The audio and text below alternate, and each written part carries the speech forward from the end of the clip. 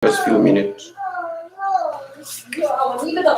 Assalamualaikum badungulu mal kontonna altolla nal kontonna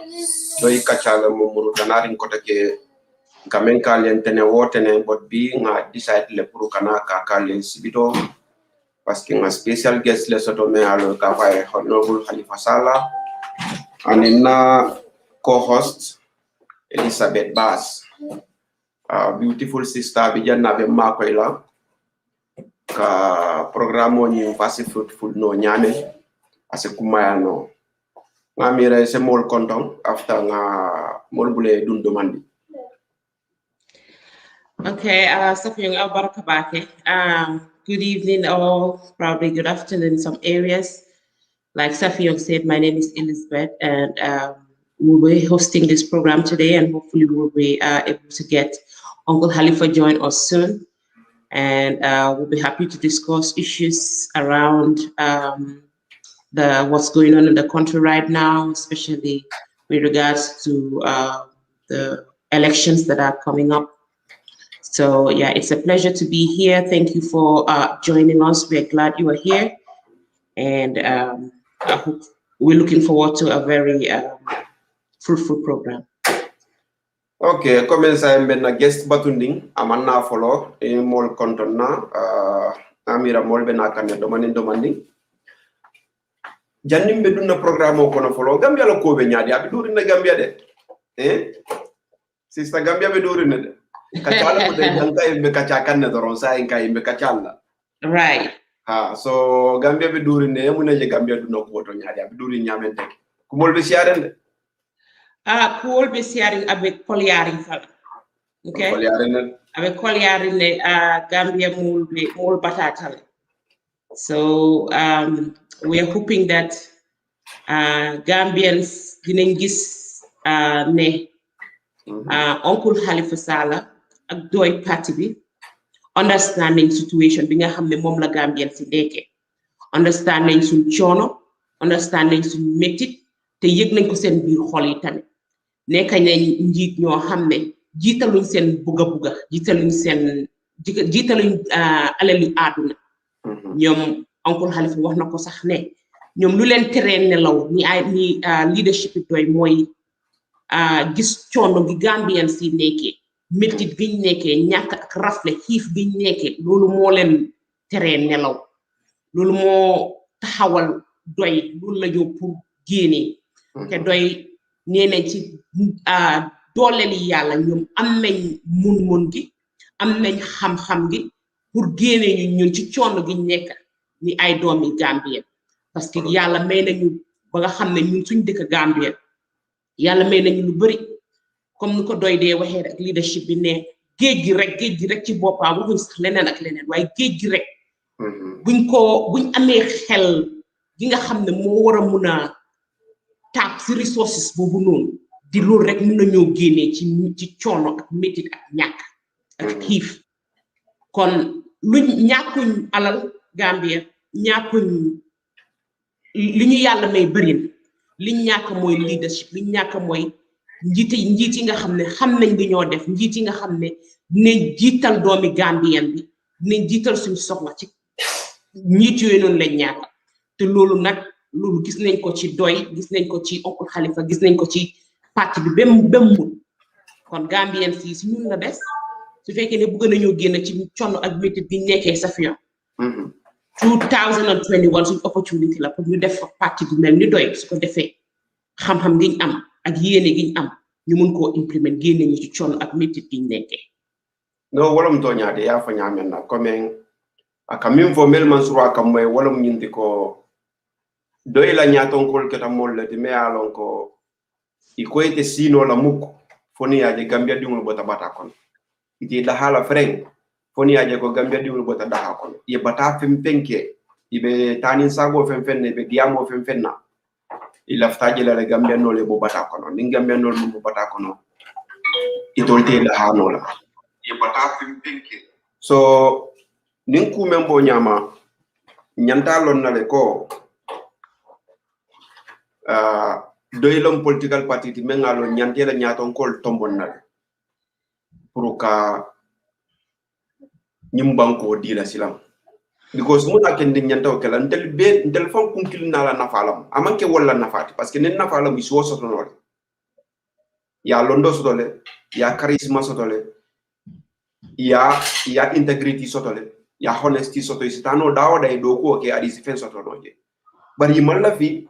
itele tara daha kono mobe gambia me alo ko hani sama aka kolon aka jiobi kolon lo kono kemi woday lo kamole ko eti dahala foni aje ko gambenol free ta manke free drone ti kafo ha gambenol sani la kube fambul comme ça in quand même foko démocratie le kere freedom of speech so ngolo muta sa in gambenol ya be soto because moselo no e kumofo ite fala mol ya muta ko sa be soto tal bar momi alon ka konto abuka simandu fo free taraba momen ka konton abuka sima wala momen ka dasa ma ke mira konton la fo free taraba momi alon ko janala salary be na la fan akatara ko akata mano le donto pour kabalu janin salary be na e ka salary be ban donto la na be na e ka be ke julu jol akamuta gambia man sakunda be ta ka nyame gambe do kulal be ta ka wajja ka donto ka domo ka donto ka domo ka dani ka donto parce que na balu ngaji be doro mel be yiro ni su kono ko le balu kendo soto salolto sun karol kono ika melbe Europe wala melbe America wala melbe diaspora ka wala dani pour ite yo balu kendo soto melbe man sakunda do ko la the same thing ika alawanso leta wala ka do ko leta wala ka dum mol le kan official kono ibe dani ro latari wala ya corruption use ya fenta men ngalon ko imanya na ka wosoto ya try pour ka wosoto pour ka balu nyame woto nin kumen bo nyama ndel doy nyaton kol natal pour ko be dam mobe salary kendo soto la men ngalon ko ata sula la nyinna pour ka fe muta mobul mem ngalon ko amanya na ka muta bul ata masakunda la ko do yusla ka fen price over price men ngalon ko prata se fen soto je because wol be keren ka fen over price prata se fen soto don do nyame wala nin wa fri la eta e d'accord to me alon ko masakunda sa soto no 50 la akoyon ko e bawa fula ma 75 la bari risto nyim be 50 le kala ji so nyim be mu kulet men ngalon ko pour ka sobay a jama molti dolbe je won kruyat because a jama la be wol bulu e lafta la sia ba dolbe je wol ba ke kan pour ka sobay parti hani man boto mi alon ko be tala sal atebul so nin salary lo tan doy man sakunda na te salary kendo lon na ba ko no damma comme sister ya fa nyame o damma si gambia fa balundi non asi gambia la salary be jono kabri independent fo say kulul men be dun tanyim ba ko no wande kulul lo banku dol la kulul lo ye lansinol le sang dol be je dun tal mallansim di la ye muta ye alman o ko dol kadum min tol fo ko dol fon ka represent le national assembly ban tamal because muna kende na ko dol mon kulum fam sanno man sakunda hanit kilim e ma sanno man sakunda cooperative be janne mi alon ko ye juruba ta kala general kan cooperative nyim ma wokno mon nim plano natalie men ngalon ko as gambia din be bondino update poverty kono la ma fo beske millionaire bar mote sila gambia kono onda doy government after 4 years ya foko bin kontontala mansima wala man da sa mo resort wala man school fees la soto because kabo nursery school kata fo grade 12 womu compulsory and free education so yalo school fees ko ete mira la wala kata so nyimbe planol bebe keri ibebe lari gamenol kamune batu sai sister safin akuma ya tabake fo nga gambien sol nyidinka bari ngamni le ko gambien sol sani iperetale ko mero ya ko nyame brikama mo nyonene ma so fa jal koteke mote mo nene no la sai o wato bandal abantal so yemi fo akuma ya tabake kantu ñu ngi soko joge rek ci storm biñ gis ci Gambia. That storm alone, I mean, and this is global warming, whether we like it or not, we're going to see some of these catastrophes, I mean, happen. Not only in the Gambia, just in Germany. Nko lamin fatu fan kumba ko la ka ni ka Germany akete nyaadi leje ka nga jiojele ay tinyaro bi keje. So ñi ko ke ta ko ci mi yalon ko government mi we need a government that understands that these are the times that we are living in. a government that will put in place structures that will be able to address issues like this natural disaster that we saw, where people's homes were just swept off, people are leaving, people that were already suffering, living in poverty, have even walked 10 steps backward.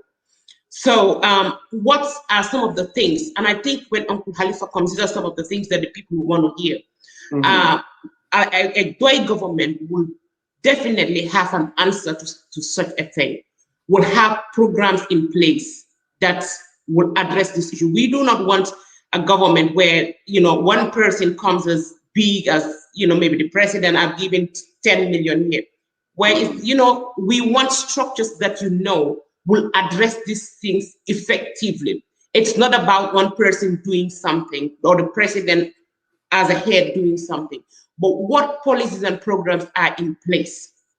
to address such natural disasters. And I think we will give Halifa the opportunity to address this. Safiyoung, you have raised a very, very, very important point, which is the issue of education. Education is what will take us forward. If our children continue to be in the state that we see, with our schools not being, productive enough, students graduating without, good results. You see somebody graduate in grade 12, they're not even able to read or write as much as, you would expect them or see their counterparts do in other countries. It's not that our children are incapable. It's because the structures are not in place. The education system is not addressing the needs that we have. So these are some of the things that DOI understands. When it comes to education, DOI understands exactly what our needs are. And they are not only saying we're going to give free quality education to our children for the first 12 years of their education life, but the education is not only going to be free, it's going to be quality education. So we want to make sure that these are some of the things that the government that is coming addresses, because these are some of the things that are holding us back. And you talked about the fact that it's just been with the DOI government, after 4 years, we will be able to see tangible results. I was just reading not very long ago on Facebook where they were showing Tanzania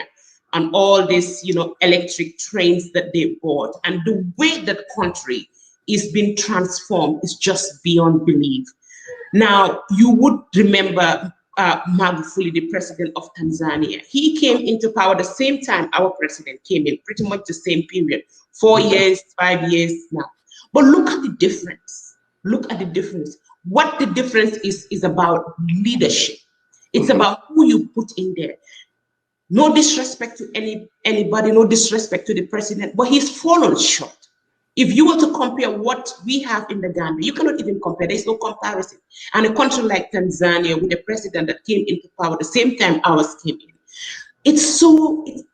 there's, like I said, there's no comparison. So leadership matters. The person we put in power to run the affairs of our country is very important. It determines whether our quality of life will improve. It determines whether our women will continue to ride in donkey carts to go to the hospital to deliver. It determines whether, our children will get that kind of education that we need.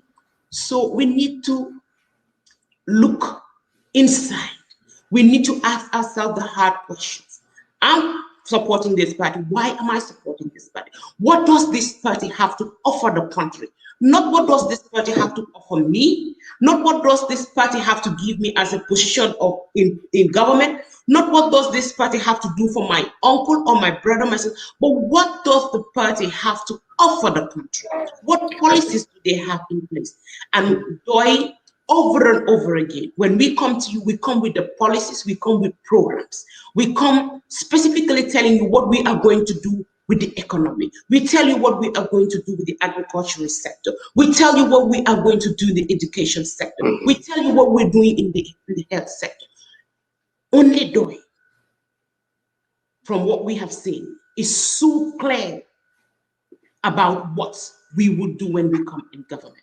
You want a political party like that to come into power. But a political party that is just going to be lambadach when they come is like they're just trying to you know, see what's the problem here, try to fix it, what's the problem there, try to fix that. They don't even understand what we are dealing with. It's just going to take us backward. And it's no different from what we have right now after 4 years. Just compare what we have. Just compare with what our neighbors are, where our neighbors are. Senegal. Look at Ghana. Where are we as a country? Leadership matters. And I think we see in Uncle Halifa Sallah the qualities that we need. We see in Doi Party the policies that will transform this country. So Gambia, this is our opportunity. It's 2021. I mean, it's December already. We're just counting months. Make up your mind. Talk to your family members and your friends. Let's put Doi in power for a change, for once, for the country. That's true. Yoyen hakilo bulandi kabriko 2021 la min last chance ti kaje ko because modo en kumandila ko nyanko ni Halifa Sallah programme wala adani nye ya fa ko ay mim fo ka fo ko na gagneta 2021 abe 5 years damal kala e fo nyo afa kana wote parce que Gambia sula kala le more than 5 years ngaya no wo na mim fo 5 years ko na kabe min kala be o kala after nate tata silang fodo yi man sakundala be continue la fo moko tan be na la silang kawo maintain ay même put in place o ti nyano la kotake o be tarra jele akuyata menyi adiata meye ibe continue la wala non te Gambia no le bondi je fa mo jandi la table de sila because ita jela ko 5 years kono nyinga nyinke jam foundation o la fente je fo ka dum bungo kono silang ka enjoy no commencer ete na ko be o bungo ranna Gambia no te sonna wala ngay woto wo kane ni woto ra ka fo ko abe sanji lul le kala be sanji fula le kala be sanji saba le kala be sanji nan le kala because coalition o wato sita wato men na kabring akko be sanji fula wo sanji fulo ko nalo na simen keno a londo soto la quality so asabe keno le woto bella kala morlal hakilo tenkundi doron kaje ko ngami se jo receive sa e men ngayta nako honorable Halifa Sallah be silo kannanne kala mutande nyinna ko bi inauguration fonko student ibol graduate kan ya invite wala so yalo ne education kuma ya ta Halifa Sallah nyame ato bayino la amanta kate danku wo school la katala speed di so atata kata wala to so aletta silo kan but aben join la soon so also program o sea ala friends solien bumu moses ya nyame nanata nyinin karo femfendi nin hani message to melalon kalbe sen kan na lafta message na lafta nyinin karo kala sakeno jelo mba nyinin kala le wotol kana wori mba jelo abe nalale abal questionol ansalale questionol melben telefonal bulu jam ababe ansalale Gambia do ko abe wala kabrim fano keta so amar relax fam abe na jam kote ka abe na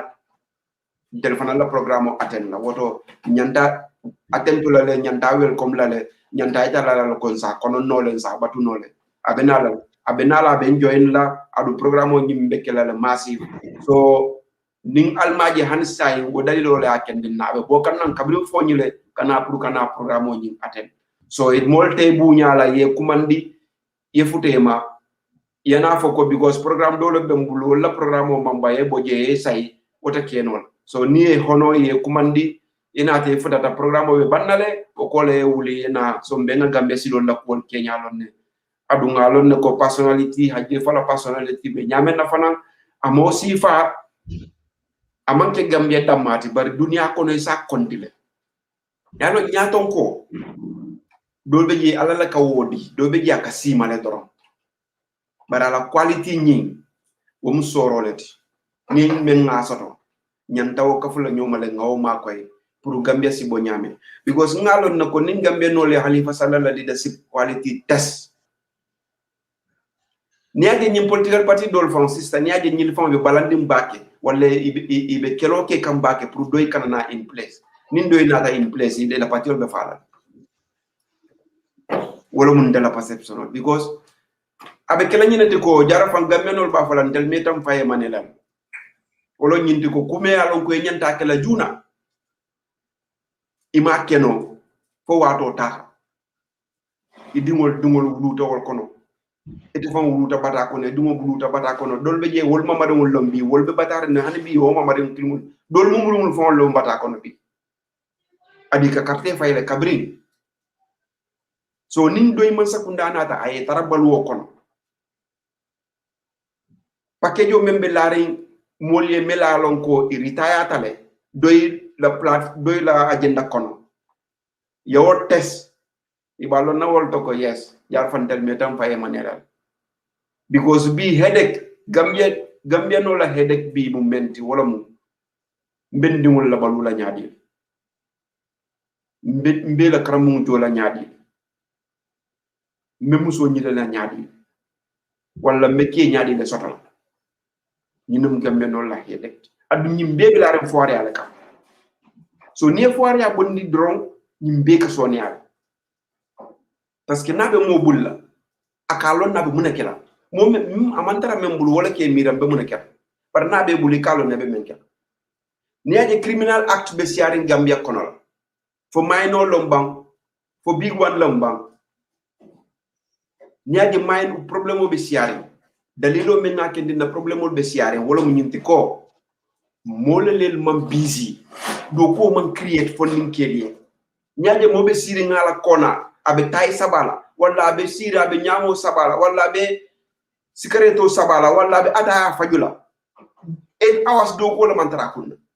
wala 9 hours do ko la mantara kunna because na wulta somanda atata 8 hours do ko wota da sila josono do ka be nyamo sawa ngami adu muso babu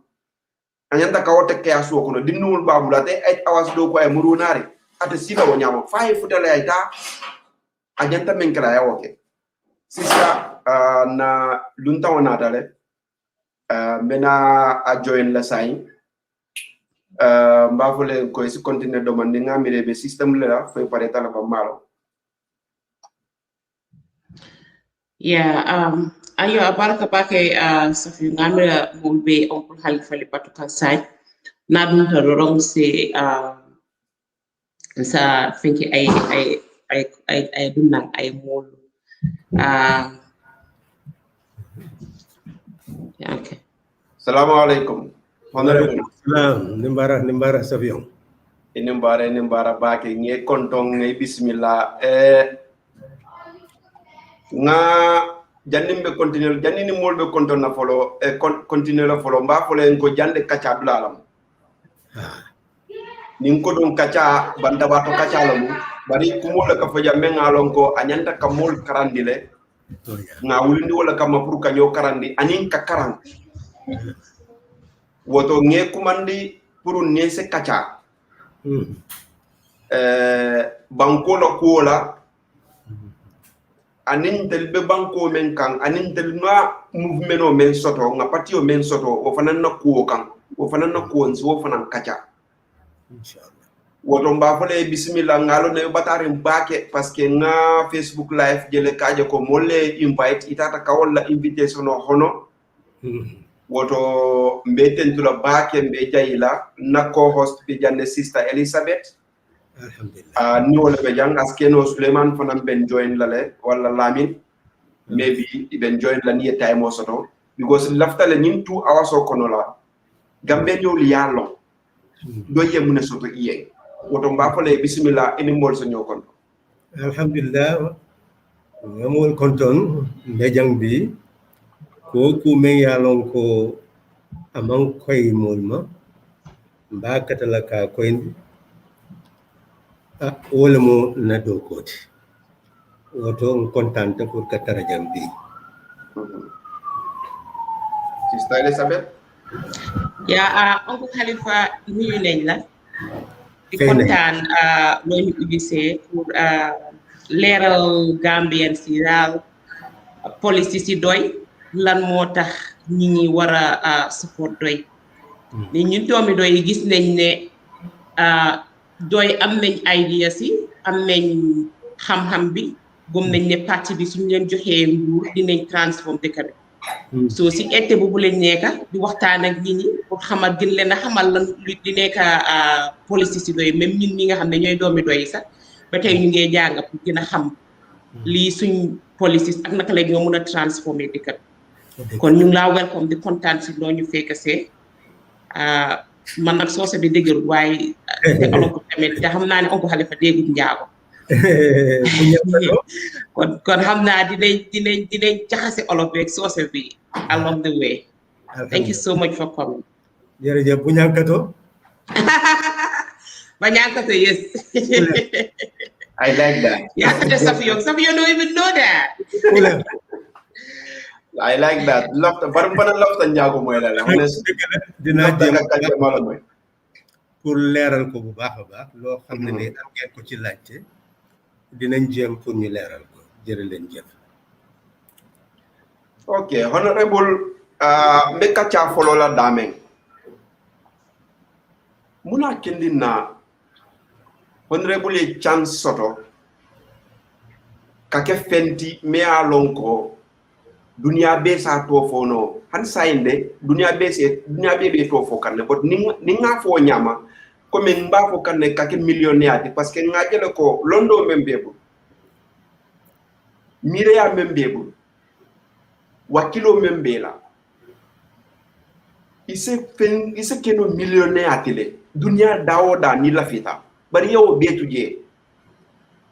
ye ale doy form al kafta nyoma ale doy form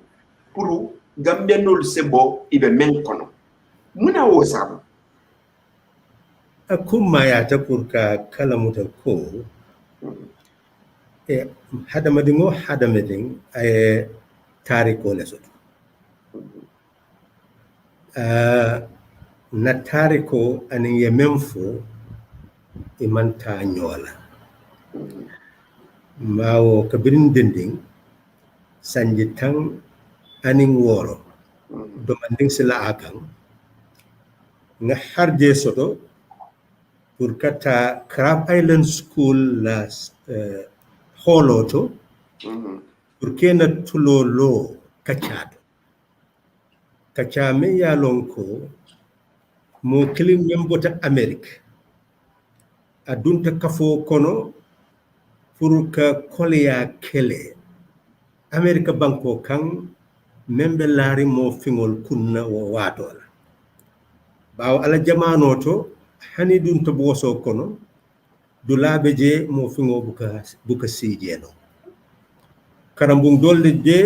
ibuka dunno je dula dolbe je ibuka bungo soto je woto yedo yale fo ayeka fo londi e kamen fo Black Power movement so sani a bota America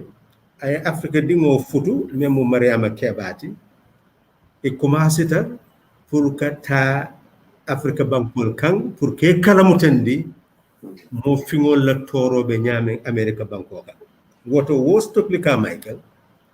wole nata Crab Island School ala holoto hadje soto pour ka mabeje nga moy mo fingol be doya men kono ngalong munemo ala hammoti ajikita ko ni Africa bota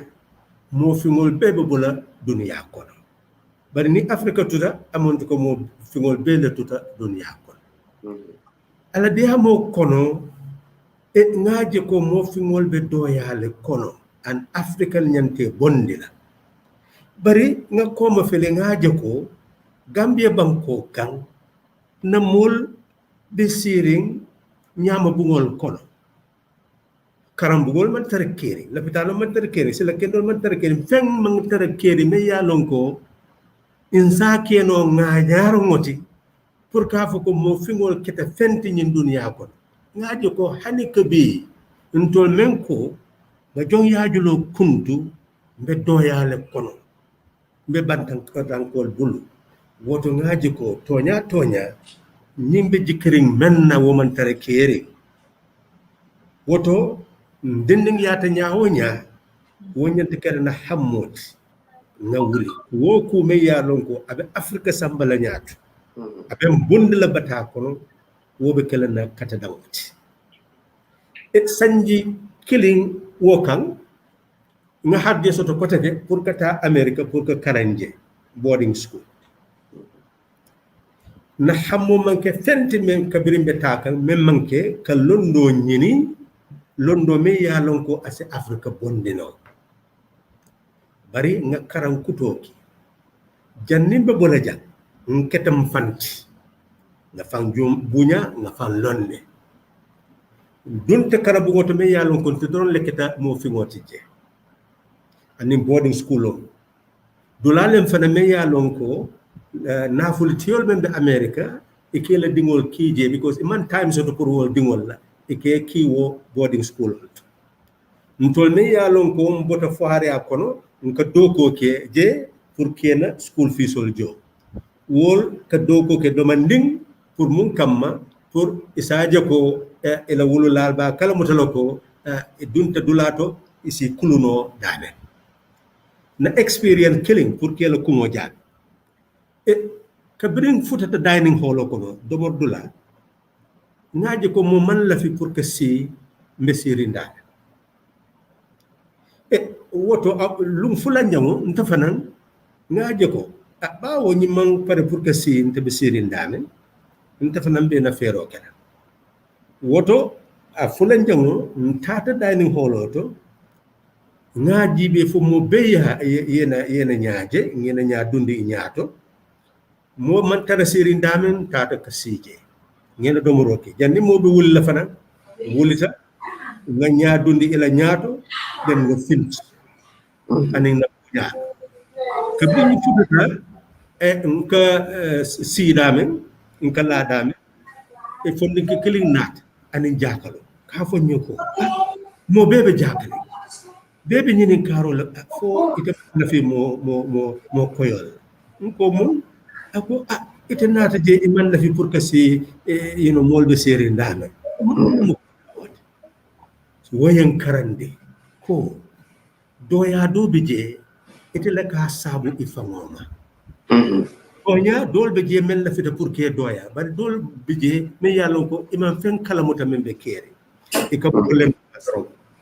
woto nga fayo ko hani ten bota africa pour que najam pour que karan man najam pour que terre ñini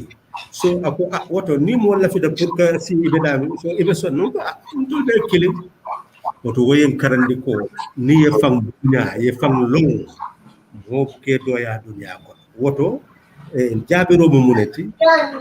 tata pour que karan ina karango yelmandi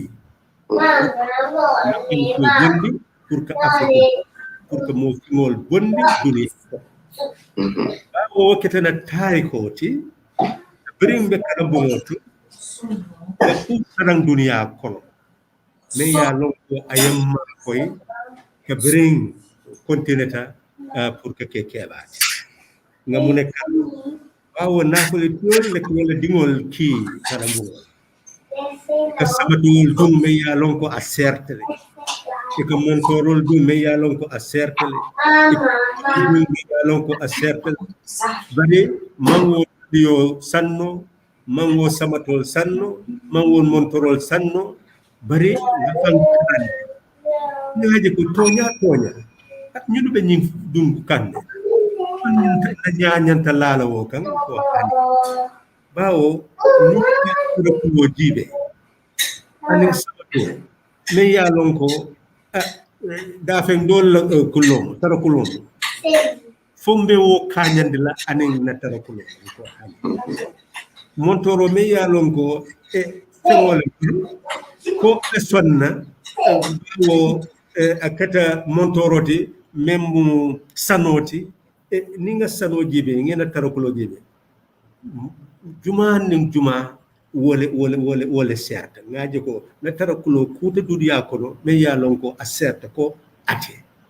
woto ntete ku kala dunya kono me ya lon ko ka fewol soto because wo fengo hanini nga bum keme soto mesi la bum kilingola ko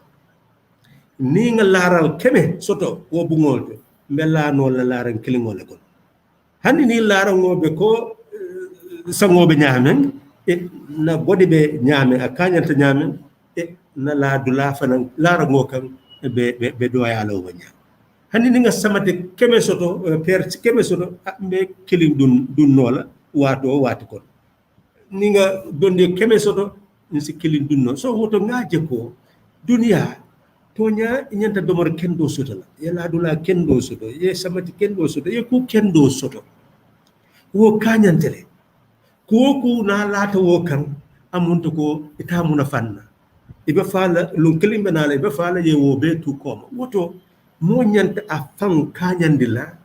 ku to me ya lon ko asi bunya di la dunia kono asi ñon hadama ne ko fana bunya di wol ntol be ya soto wonya woto amuntu ko dunia be di halale avec la yero suuti avec la kayra suuti ad wontol be da hala dunia ko woto wole ketentela tare ko nga wole karang nga karang wo nyini mun nyanta kela tamandir nyaati baaw ngalon ko tamandir nya wala ko banko dundi din ko kono tamandir nya wala ka bonde woto mun tamandir nyaale be jeme yalo ni afrika banko ya tamandi wala be bonde la bata kono ken dundi da ha kono wo nyanta wo keta intela crossroad nin tata karambu wo karambu nga koku karanje karangola nafa intela karola wala mum be men tombon na karangoto me yalon ko sa keno jorangoto pour mbota dame ala kolya bunda sa kalamota memba bunda la sa kalamota wala natantela karangoto woto wala akende ma foko pour que naf ke nafulo toyote a jawyata wala kodo mambeta wala tete kodo soto la because asi soto no nyaadoma bari tonya wo manke na tarikoti wo manke na siloti man wuli pour que kodo nyini ka kodo soto wulita pour que afrika bondi wala muna tarikoti Sista mbele no moy nyola Halifa Sallah ala probab ako amman wuli pour ka ken ko di tioti wota wulita le pour ka afrika bondi Allahu akbar ñimu kuma kawol ñimu sen sant kuma kawol lent so gambe no lu ngami dal tulo be ñinnal yamono foto akuma ya tabake de oncle Halifa li nga wax du gëna xol ñi parce que lolu bokk na ci li nga xamne motax doy ñi ñuy gravitate towards the party parce que gis nañ ne the leadership of doy du pour ne we are here to heap praises on Uncle Halifa, but it is the fact of the matter ne the leadership of doy, they are people that are content neku ñi ñoo xamne they are after wealth. What is in their heartbeat, we Gambians are beginning to feel that they're concerned about the welfare of the Gambian. They're concerned about taking us from poverty. They are patriotic citizens that, like the phrase that you said the other time, it is the poverty of our people that keeps us awake at night. We can feel that, we can see it in your actions, we can see it in the DOI policies. So, Uncle Halifa, this character that we see in you and we see in other other leaders of DOI is something that is not very common in the country. And I don't know where what happened along the way, but I think our education system has to do a lot with that. Where as Gambians, it's not about our country, it's first about ourselves. We see all these tribal, tendencies that we have. We see all the, confusion that's going on in the country. People are mostly not, I don't know how to put this. When I came to this country and I see people, like even young people as young as 3, 2, they show allegiance to this country, to their country. There's so much patriotism, there's so much love. They want to give and give. They're willing to die for their country. We see that is lacking. And we, like you said, you went through a process where somebody had to come to the school and you were able to see from what this person was teaching that there is the Africans are lacking behind, that we need to do something to alleviate us from the situation that we are in. So that is not seen in our education system. When we go through school, and I know so many people can bear witness here, that we are not taught our history. We are not taught, issues that will cause us to want to give to our country. Examples of leaders like Edward Francis Small. We do not know about them. All our history is about the Europeans, Alvisto Cadamosto, Mungo Park, people that have no, relevance to what we are as a people. So the education system, I think, to be able to cause our young people to appreciate what we have as a country, to be able to cause our young people to have this sense of patriotism that we see in the DOI leadership. What is the DOI government going to do to revamp our education system so that it addresses the needs that we have? Fundamentally, we became independent to achieve two rights: the right to self-determination, the right to self-reliance. That is what independence means. It means we must take charge of ourselves, rely on ourselves to sustain our existence. And if you look at the process, precisely so, we had to do research to know our country. We did not know our country. We went through the same educational system. And we never knew who we were and who we are and who we should be. We had to search for that by ourselves. And what we discovered, we have summarized, and I will summarize it for you. That on the 10th of August, 1889, the British and the French met to agree to carve what we now call the Gambia. That map that we all see, they decided to carve that and say, well, this is going to be a British colony. It was not at the time. It was their intention. They just carved it. But those people who were existing in the territory did not know that somebody out there externally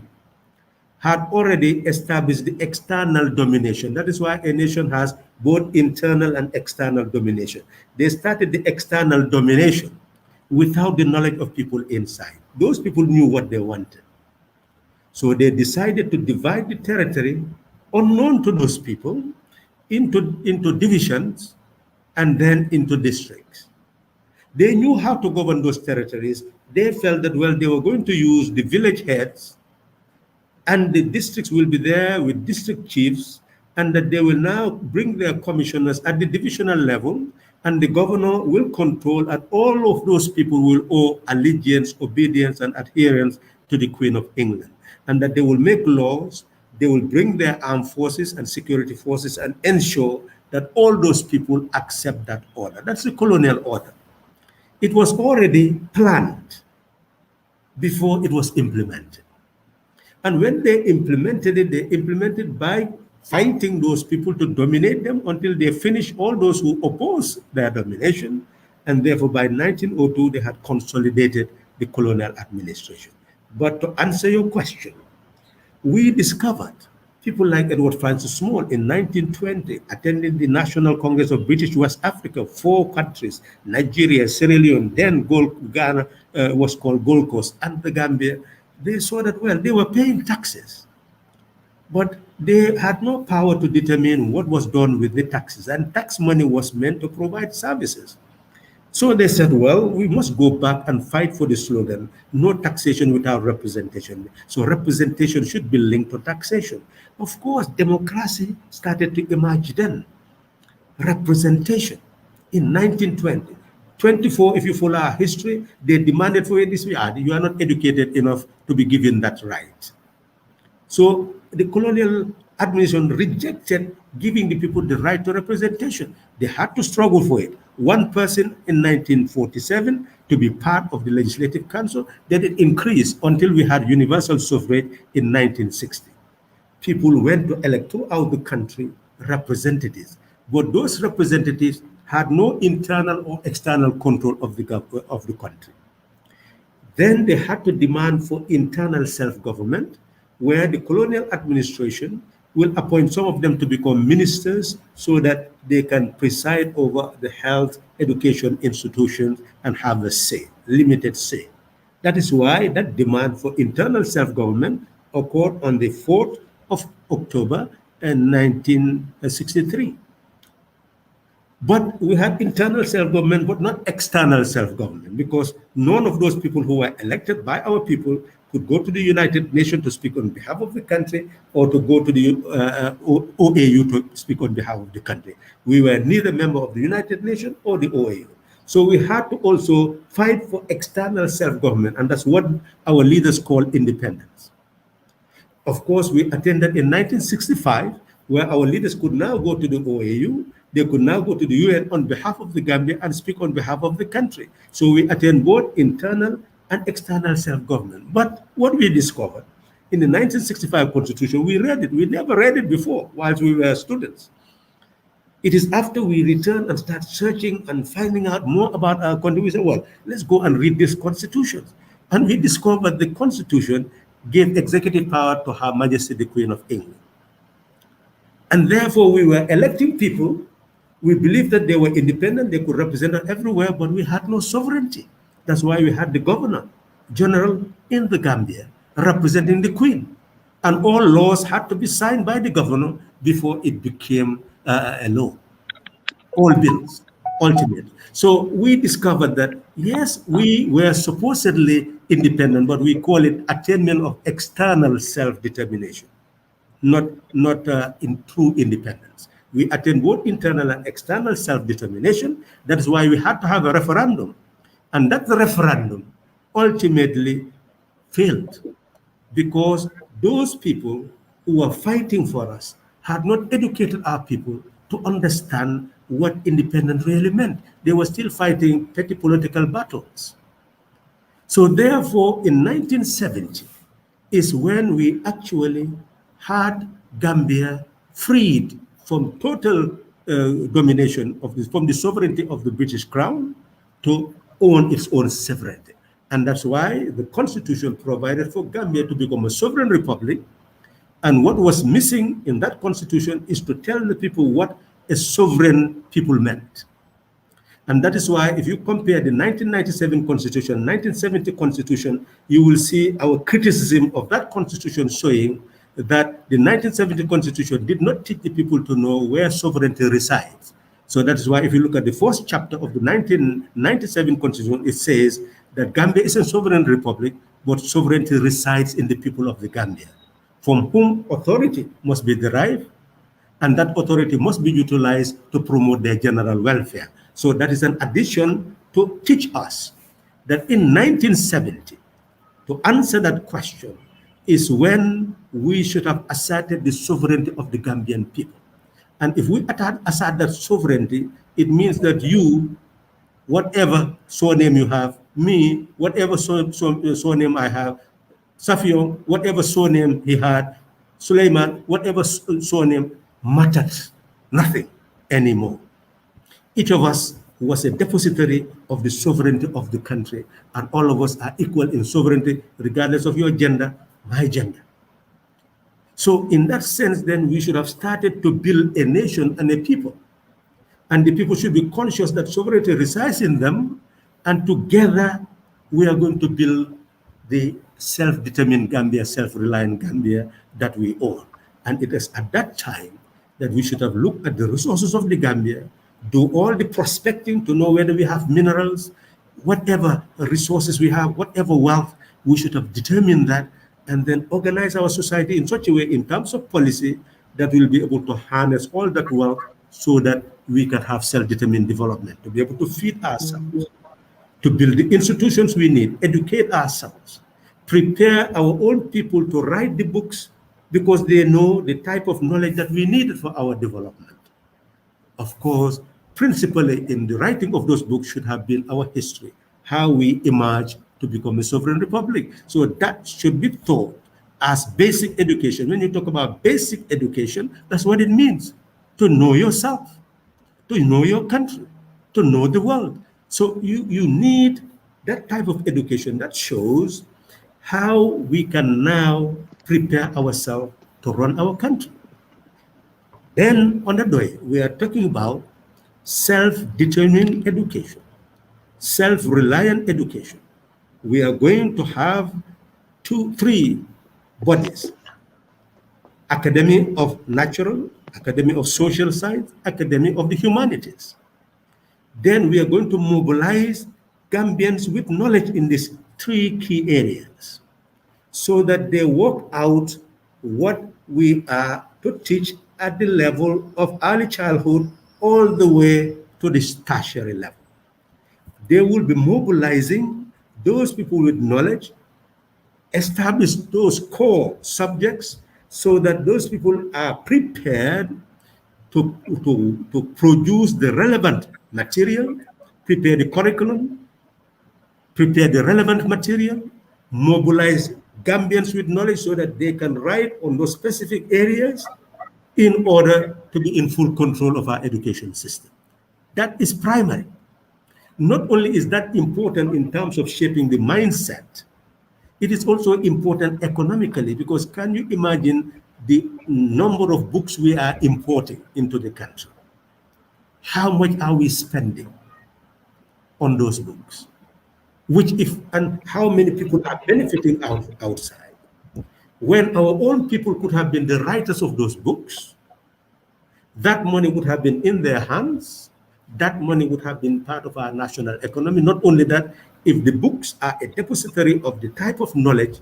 that can be universally utilized, it means that many people will be importing our books and will be exporting knowledge. And consequently, lot of money will be coming to our country instead of lot of money leaving our country. That's where we failed from the very beginning in terms of education. And DOI is definitely going to make that a primary base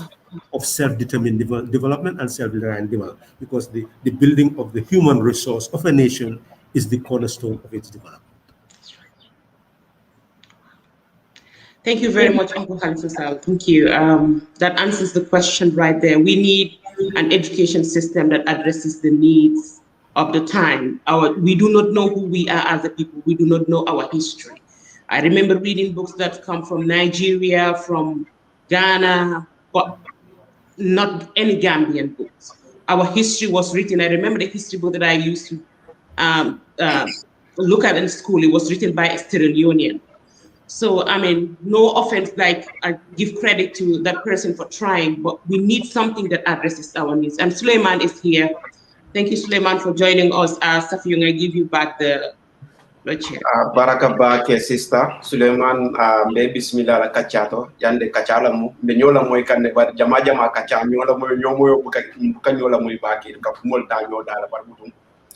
programme lo ku maya kamala be nyola moy kan mba fole bismillah eni mol se nyokondong ali honorable bato kuma ka wonen kono nin ku be bu wote sa ni kanu barka ba ke Safiyang be honorable Uncle Halifa Sallah Fantana be Elizabeth Fantana même kumayata Kachaa tijang Kachaa mi menti durong walam napati nyatom ko insati nyeninka nga bula ay kuwal senayandi bayri nyum itel la programme moti anung ila programme ko doy Kachaa lek womu mandika kawle malla fi mbari muso Elizabeth isolate la bari niadari inta confine within that itaje ko niadari mbakela wolof count Elizabeth ning Uncle Halifa situation o dosoto bajilo fana system ya set bari ni angale majana nga wolof majana nga maniga nga majana ndeda madama nga foko sa fana kilon la membe kering gambet kono nyintembo to market then now la kinyata that is na environment mola bumul boita be nyen bumul kono ndela nyinin karo me kala fanna minti Uncle Halifa wala mo nyinti ning ayatari doy man sakundalem mune mu doy lo dati na dan now la karola anin hada mandi la taradula la karola barka ba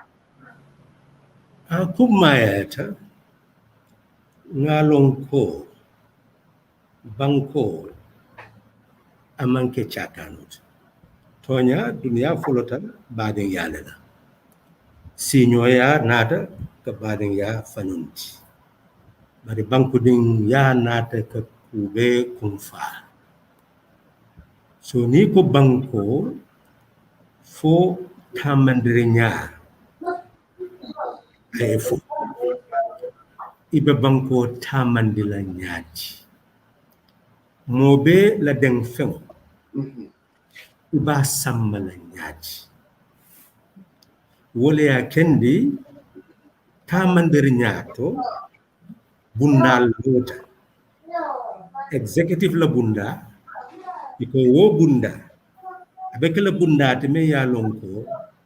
wole be tamandirinya yitandila tamandirinya banko nyanta tala menkan pour ye memfo anin ko do le nyanta kafula je wo be sonia wo bunda be chokiring ani bunda me ya lonko banko a luwalu men nyanta kela ala anyati memba londila isaje ko tamandirinya silano tanya kan pour asita nyatu woto dandangola karola mo nyanta men kala mutala wala mo hadamadingo be dandangole kono dandango be hadamadingo le bawlu ngolum foye domoro abe bula minto na taratnalto kuwo ku me yalongo abe bula etela balokan fo aye finti iba sambala mito na taradula woto hadamadingo famfam na ya fam jibe anyanta fam marla nyame pour abe siring damen woye senia wo nyanta chokila ala nyong hadamandigol be siring damen wo fana nyanta senia la nyame woto ni ya jibe hadamadingo tema woto wo dulal membe tema wo hadamadingo la tamu wo dulalti so wo je fana nyanta topoto la nyame pour besi balu daha kono wo nyanta kela karangoti nsi mendi dinningol la ka bring ila early childhood education pour isa kalamuta ko pour ye taradulado ye balu woto wo taradula nyanta topato a nyamale isaji ko ku me yalon ko asi hadamadi ngol tora isa bondi akono ko me yalon ko asi hadamadi gol yirwande isa dundi akono ye memfo ni banko jibe sani satel be kere te e ka lole ni ko mo si satel lo no dron be yalo mo si bungo lo dron be yalo ibukaji be fo silo be nala ka taraje ibukaji be fo lopitano be lola dulato ibukaji be fo karambu be lola dulato amulan to ko hadamadingo ti bawo aka kol haynale wala mu planote aka haynale ko nyingde sanji killing nyaato sanji tang nyaato sanji keme nyaato nying dula nyanta kala nyamen ni molbe siring abe kala nyamen nying lemu nyaaton kayati momo meye banko nyaaton kaya bawo taradula kumata woto molbe sila na wo taradulato nyamen wo nyanta haynale aye kalamuta janning ibe kulola wala kendi luwabi kering ko janning ibe ko ku kela nyanta bunda sotla memu environmental agency me yalo ko wala nyanta kiskisiro kela ka jibe ni ya londije abe na dandango tinyala nyaati abe mol torala nyaati nin kusi faye même fo nin foño nata abe keno la asi mune la hadama digol kan ni be mu ko lati ya me yalo ko londo lemu hadama dingo londo le ka samba wala kende ani wo dafen dol fatata wolondo wala kende aka ko wol haynale ba janni abakela woto e kacha suti hakam folo ni doy be kering num nyaton ka yala nyimbanko kan follow men ñanda kela wolemu ka kolbe plan e santo ñanta plan e duma ñanta plan la santo nin duma e ñanta cokki la ñola pour isaje ko ila ñaatota asi tembe wolemu ñaatota la loi ay même fo ni la fita ñaatota la me yalon ko mote tula koma e ñanta balance la santo ñanta ñaatota soto la ñamen duma ñanta soto ñaatota soto la ñamen e ñanta wo balance la folo satel be keren bi ni tata wo satel to ite aran keso sa dalaje sanji tan lulu anin woro satete gambia me yalon ko ay aran keso sa ntolbe ngalon ko koda namanda paso so da be teyla e bari sate be kering ama aran keso so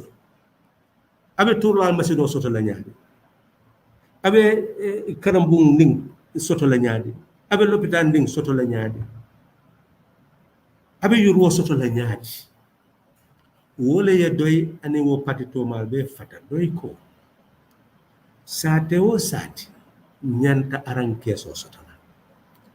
an sate wo sate adandango anyanta haynale anyanta tala nyame wo ye kalamuta woto wo sate anyanta bunda soto la abe aran keso soto la nyame doy ko abe soto la nyaade e folo e do do bije ibe wayol jeleje me ya lon ko ñeewo si topotono je an na mutata wo si keno sate la soto bundati a men soto ya dundi sate la aran keso ay ke sate la do ko rawoti wala keno ye soto me ya lon ko asi ko topotono je comme membe ko seno be ya sene membe bolaje ya dundi sate la aran keso katon bata gon kusanya ibe fem bondi kanni ko banko ka sate man fen kala mota atu abuka fen men nafa soto laje janning ibe wodula dundi la folo e first republic aboko fem mantara gambe e ka fo groundnut country amon ko tiyo dorong lem lebe banko ka second republic e tata ka minerals je badi mol bukaje aka wafi mo bukalon abeta tala da e sani fanan ko transitional government inata ko bobe di company la ku me yalon ko gambia la ta ka bring ko fang soto ba ketan bat ko membe banko koto akeda mo be tat woto amunto ko at least iba folo ko banko be 90% soto la ni mo la fete kala investment mu gambia di ngoti za fo at least ay 10% so woto ko do membe ko laje isi naka contractor soto anim bato ko kusanya kato me ya lonko e percentage be tala wol aran keso to isaje ko tinyaro membe caring ni ya mining ke isa sayin kan dada wo ko de sifa ni ya dunde aran keso to wole nyanta plan la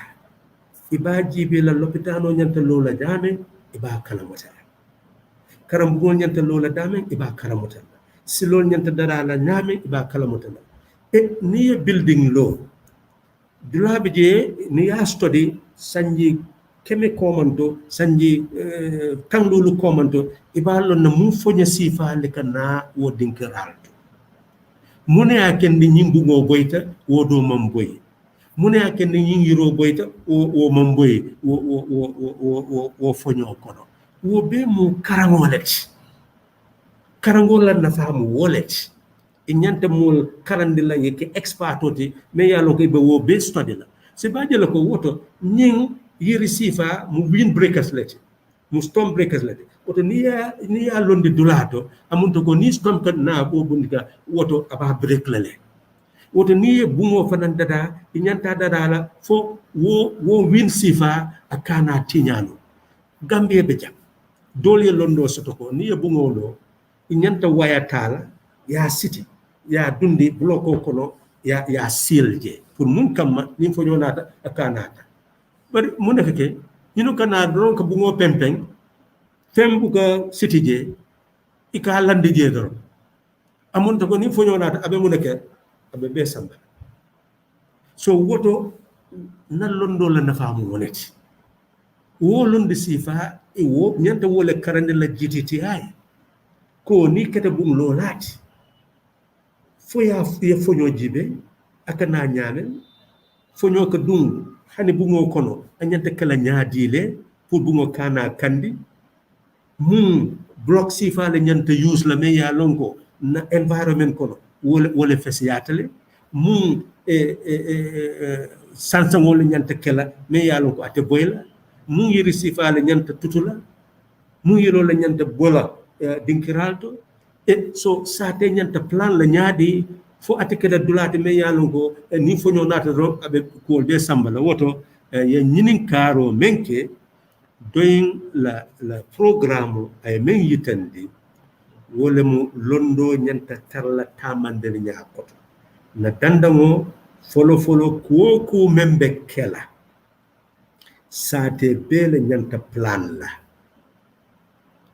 ko ni ya plan ibaje lako ni nyin ku sifa keta ate tinyaro keta ke a keta nyame bari fo tinyaro yake watudo an wala ya kenni doyin ko banko la tamandir nya a nyantata la tuntunding banko la aran keso to me ya lon ko nafulobe dunna je men si banko bondino ni ta central bank bi ibe ku sabale tarla je nafulo membe je abota namodo soro anin julo wala mo yala ko woku sabona annene man banko londi men ya lonko abe lala a fang bulu pour ka fang sam woni fang sambo man taño woni fo har ya lekata bari nafulo be je misalo mu minarolo membe bokan katon bato ko sanya na ba fel ñinu ka laysino jo ñinu ka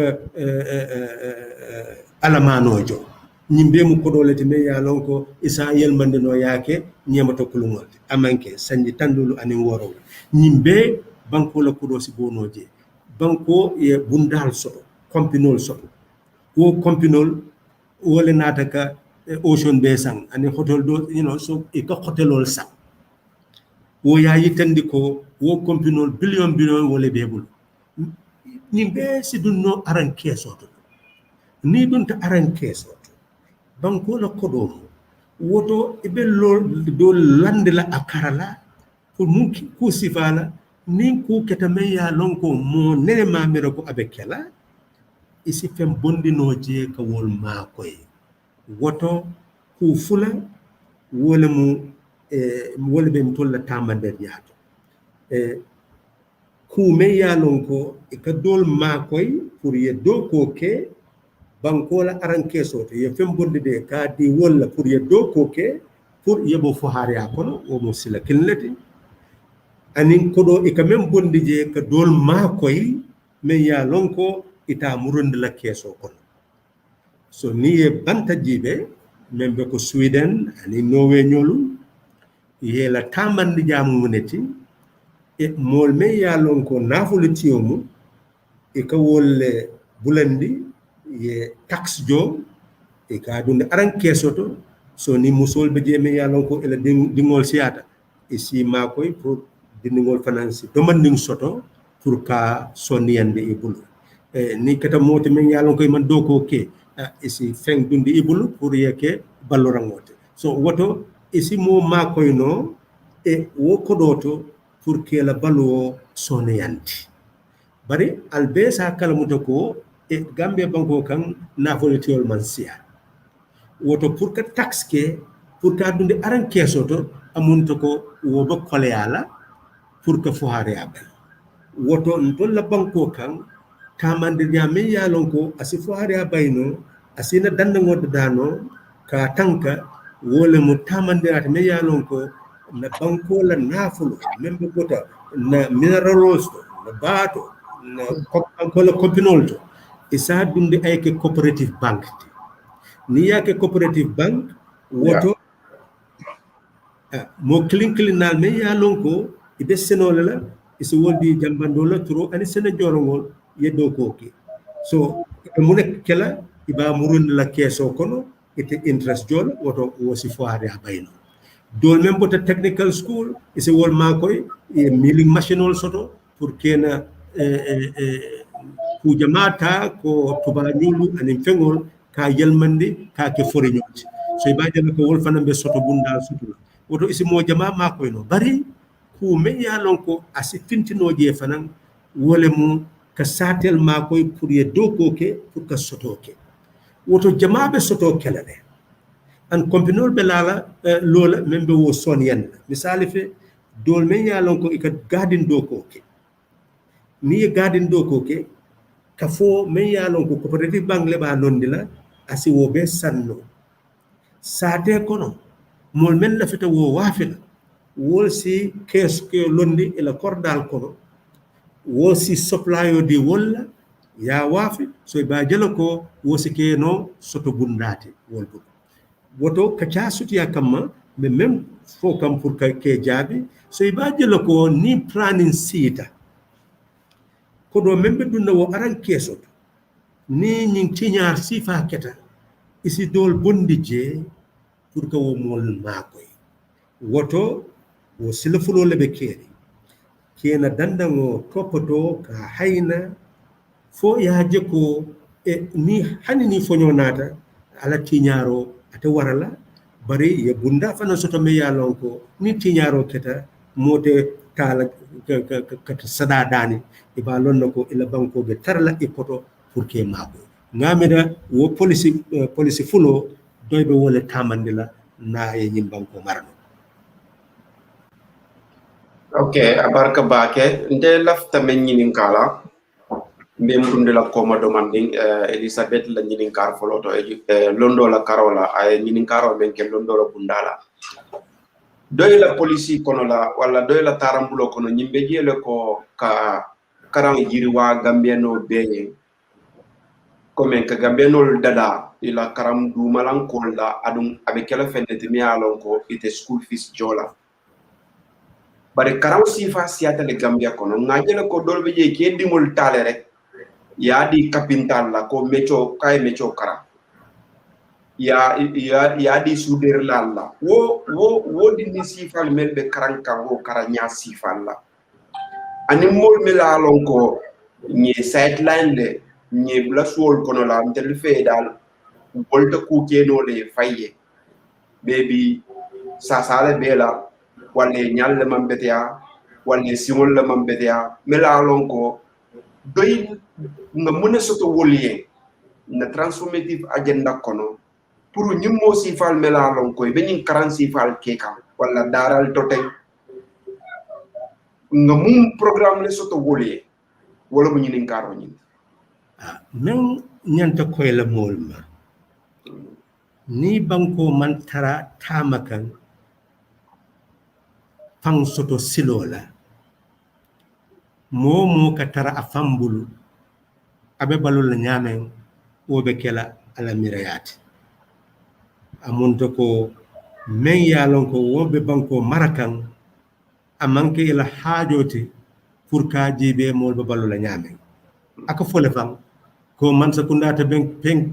kenola kolbe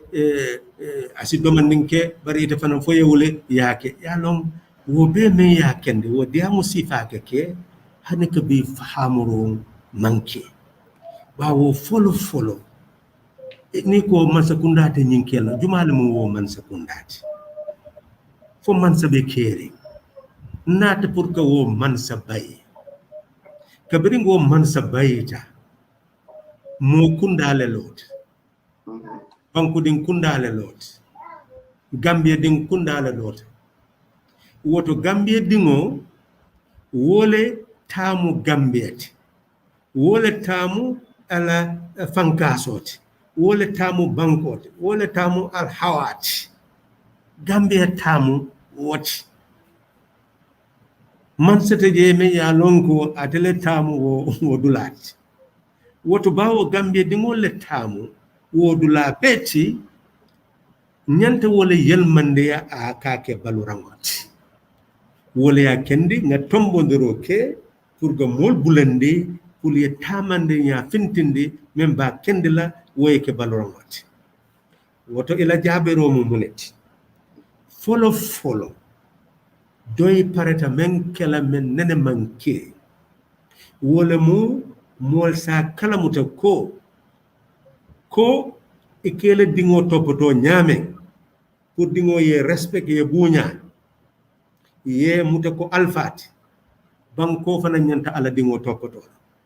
pour banko dingo ye la banko respect ya buña yake ila alfati banko anyanta ala dingo topoto la woto banko man nyanna dingo bulala wulu laal bulu wala mu banko men felt banko men yalon ko amantara ala baro keka banko men bala baro kekan wo nyanta ala duno tala kala dingo topoto aba topoto la nyaadi bawo wo dingo le nyanta nyaato ta sabatin la sabula banko ma woto jannin wo dingo be finti la dunya kono banko nyanta commencé la ka dum ala wululal koto pour ka parendi woto muso men yalon ko kono bana sanji karu saba na kono mata amununto ko nyanta parendi la pour l'hôpital nol nin kuñabe men yalon ko wol nyanta topoto la asa topoto karu saba jannin diningobe wulula wo nyanta tala lifo an wo lifo mu compulsate fo ayeta na tata lifo la ay abe jola wo lifo hani na abe dokula senol bundato bebe ya mari la pour na ye wosoto don ate tala pour ko doko ke kote abe mako ro soto la ala village ko no wa bu wala ken ko sate o sate nyanta aran keso soto la so ibaje lako mako robe commencer la wala karola pour asi mako ro soto la sani nko ni naye dingo soto banko nyanta continue la ka topoto abe dingo soto la dame e mol me yalon ko ye londo soto pour ka topoto fo ay dingo soto naye dingo soto karo kononto nabe doko la bunda dodo anyanta lif soto la ya maro fana be dila hanna be seno kala yabul akana seno ke wato bari e naye diningo ye sanji karo kolonto soto sani ko be commencer la pour yabula dulato me ya lonko lon nalbe tarale je pour ka topoto ko creches be jami so ni be tala doku dula ate jamfala etela doku dulato iba bulal la je lon nalbe tarale je memba topoto la wo wato la an ila doko abe kala hafti o wato ko o sanji fulo ko pour esa isita ka topoto wato wate isi jijun so niya tana a topoto ta half your working hour na tata fo aye sanji killing anin half soto abi commencer la pour que fam parendi pour que ta ali childhood center woto wo wato kono iba kendila a fama fanan aye lifo soto pour ka commencer pour que wo dindingo topoto pour 6 months pour ka parendi pour aye sanji fula soto pour que ta ali childhood center so na commencé ta ali childhood center amunta ko ali childhood center wole ba topoto la wo be kala hakkote me yalon ko be banko be kan dinningo be dunnaje an banko le be wo topoto an nabe karambu ngoto fanan na bote ali childhood abe tala basic education ntol ko basic education wole akende akita basic education bawo komante jannin karambu ngol be caring wulu lalle ka dinngol topoto ni menta ike samba kunkoto yemen yake ba ma nyolbe de dinngol mako la pour ye tabirono e turoke e amunto ko family lemu karambu ngoti ululalle mum karan laati so woto karamoti so woto e sañi banko ñanta wo responsibility tala kaaje ko wodindingo ala basic education wala mu korda ñanta marala ñaadi wolondo wala ñanta dila dindingola community ñanta marala ñaadi wolondo ñanta sotula pour dindingol ya kalamuta a ñanta balula ñame banko a ñanta marala ñaadi so bundal be membe banko kan mu londo le ba tamandila amunta ko wala mu basic education so iba dilo ko wo education ni yake iba fan kala mutandila ibe balon na fana ila banko iba lon nale e bunda be membe je me yalon ko do ko buna iba kala mutale ila fana nyanta tana damen pour que do ko ke iba lon na woto na folote jela ite be mem fokan amunata ko abe talalale wala muhammadu me yalon ko ite lodu la sotola ite bunda sotola membe mutala ke karande be karande la ele dinola be karande la londola be karande la kubela e wulu lal fanan sa kafuno bari banko si men keno pour ke karande jikkola ke karande meccola ke karande pour ye londo soto amunto ko wo sabo isa soto no basic education kono loy ko ni be wo basic school kono ila dasamo ila kontongo banko le ñanta dunela ila bosko banko le ñanta dunela ila bukol banko le ñanta dunla bawo banko le dingomu banko le dingo ñanta parade la pour ay banko samba banko sambo ateke nola banko dingol koma banko sambo ateke nola londo koma ateke nola metro koma ateke nola daji ko koma woto banko ñanta wo duno tala kala dingo karandi daji kola kala dingo karandi mechola kala dingo karandi londo woto wole mu kote banko memman wo keno woto aman jarye ke bankote bawo ela dingo te kanula ete tarla e koto woto akuma ta ngalonko banko kanunteya anin ka dingo kanu ka topoto le kata nyola woto ni tata fo ye tang sanji tang anin fula karango bang basic education men tata fo high school so sanji banko be parandila pour ye dum ka banko taka samba nyaade sanji killing avec la national service itele ba jibe la be tara damen pour ka do ko ke banko ye isaje ko wo wato kono banko be domoro dila adum fana kume yalon ko isi fango sen yandino wo kola ite ba tala la fida woye ke dunoti ibajela nyant tala damen pour ke la londo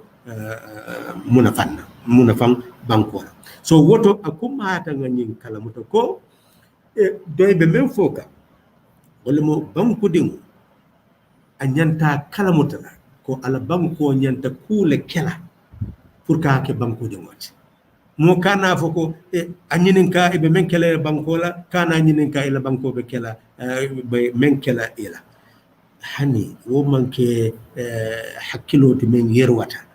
ila banko nyanta parendila e nyanta ala dingo toppatola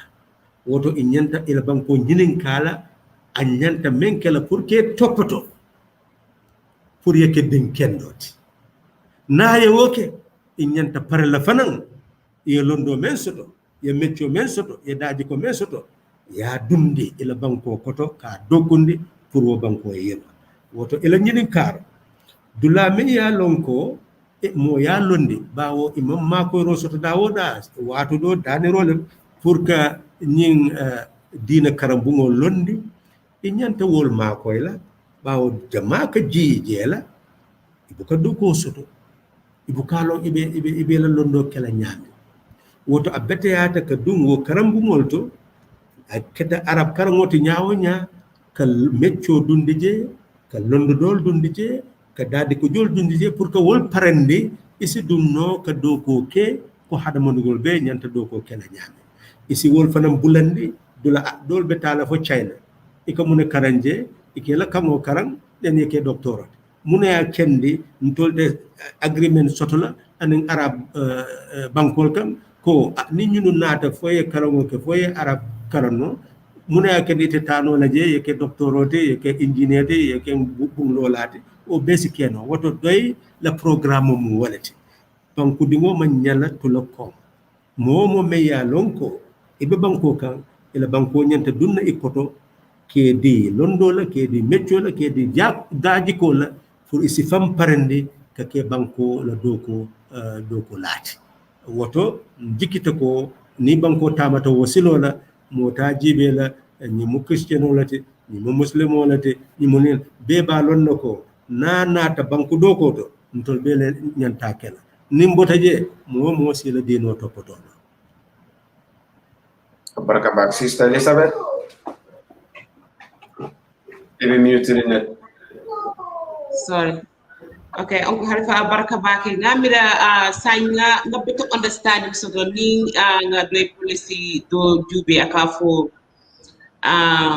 the state exists for the people and not the people for the state. Ngamira I gave Senyan Bakele responsibility ba be government blue. The government, our governments owe us a lot as a people. They manage our resources, they manage the vast wealth that we have. So they should be able to give back to the people. And we should demand that we have better services from our governments, given that they have all this vast wealth to under their control. So I think this is what DOI is about, bringing the issues to the surface so that we as a people understand what we have, what we are entitled to, and what our demands should be, what we need to get from it. We cannot continue to say, oh, the government, we are supposed to give to the government. DOI is saying the government owes us a lot, and that's very, very clear from this explanation that you have given. And so just to shift a little bit away from the education sector, I believe we have talked a lot about that, Safiyon, if that's okay. People, especially in the diaspora of Khalifa, we are not happy. We are not happy that as Gambians, we are denied the right to vote. We've been looking forward to this. It's been years coming. We were anticipating, we were preparing. We were ready to do anything under our power to ensure that the vote that we have, that our voice is heard. But it looks like, Uncle Khalifa, that's gonna fail. It doesn't look at this point that we are going to be able to vote as a people. What's going on? Where do we stand in this? What can we do? What's DOI's position in this? What can DOI do? Because at the end of the day, like, DOI is in parliament. What is happening in the parliament? There should be something coming from there to ensure that our voices are heard. People are really concerned, and we are not happy that we might not be able to vote come December. Well, thank you very much. It is important to know that we have to deal with two elements. We are dealing with law, and we are dealing with lawmaking. Lawmaking is one thing. The law is another thing. So we must understand the law and then understand the concept of lawmaking. When it comes to diaspora voting, the Constitution under Section 39 provides for the right for every Gambian citizen 18 or above to be registered as a voter and to vote. That is a right. And one does not cease to be a Gambian citizen by traveling abroad, because the Constitution says again on the Section 25 subsection 2 that you have a right to move. That is the right, freedom of movement. And not only to move about in the Gambia, but to leave the Gambia. So in that sense, every Gambian is entitled, even if you leave the Gambia, the right to be registered as a voter. This is buttressed by the law. Section 11 of the Elections Act provides for the registration, the register of voters, to contain the names of Gambians abroad. That is the law. It provides for registration under Section 141 of Gambians abroad. It also, there was a debate whether what is provided for in Section 39, which says that you should be registered under a constituency, but the Election Act also provides that the person who is going to be registered must either be resident or born in a constituency. Of course, every Gambian who leaves this country must have been born in one constituency or the other. So really, there is absolutely no excuse to claim that the law is not adequate for Gambians to be registered abroad. So in that regard, the demand must continue. It is not late. What we have identified, to be very clear, is that the IEC had a calendar for elections. And if you focus on the calendar, it had scheduled diaspora registration in July, which is now. So it means that if it is 1 month late, it's still not late. So the demand should continue. We've said that the IEC, even if it says that money may be a hindrance, that's where the lawmakers come. The IEC is given power under Section 44 of the Constitution to prepare its budget, pass it to the executive, but the executive has no authority to touch it. It must come directly to Parliament for consideration. So it means that the IEC can prepare a budget, submit it to the executive, and that budget can come through a supplementary appropriation so that it will have the resources that it needs to carry out diaspora registration. So we are still confident that diaspora registration may still happen, and where the IEC fails to make it happen, well, the courts may enforce that to happen. So still there is a battle to be fought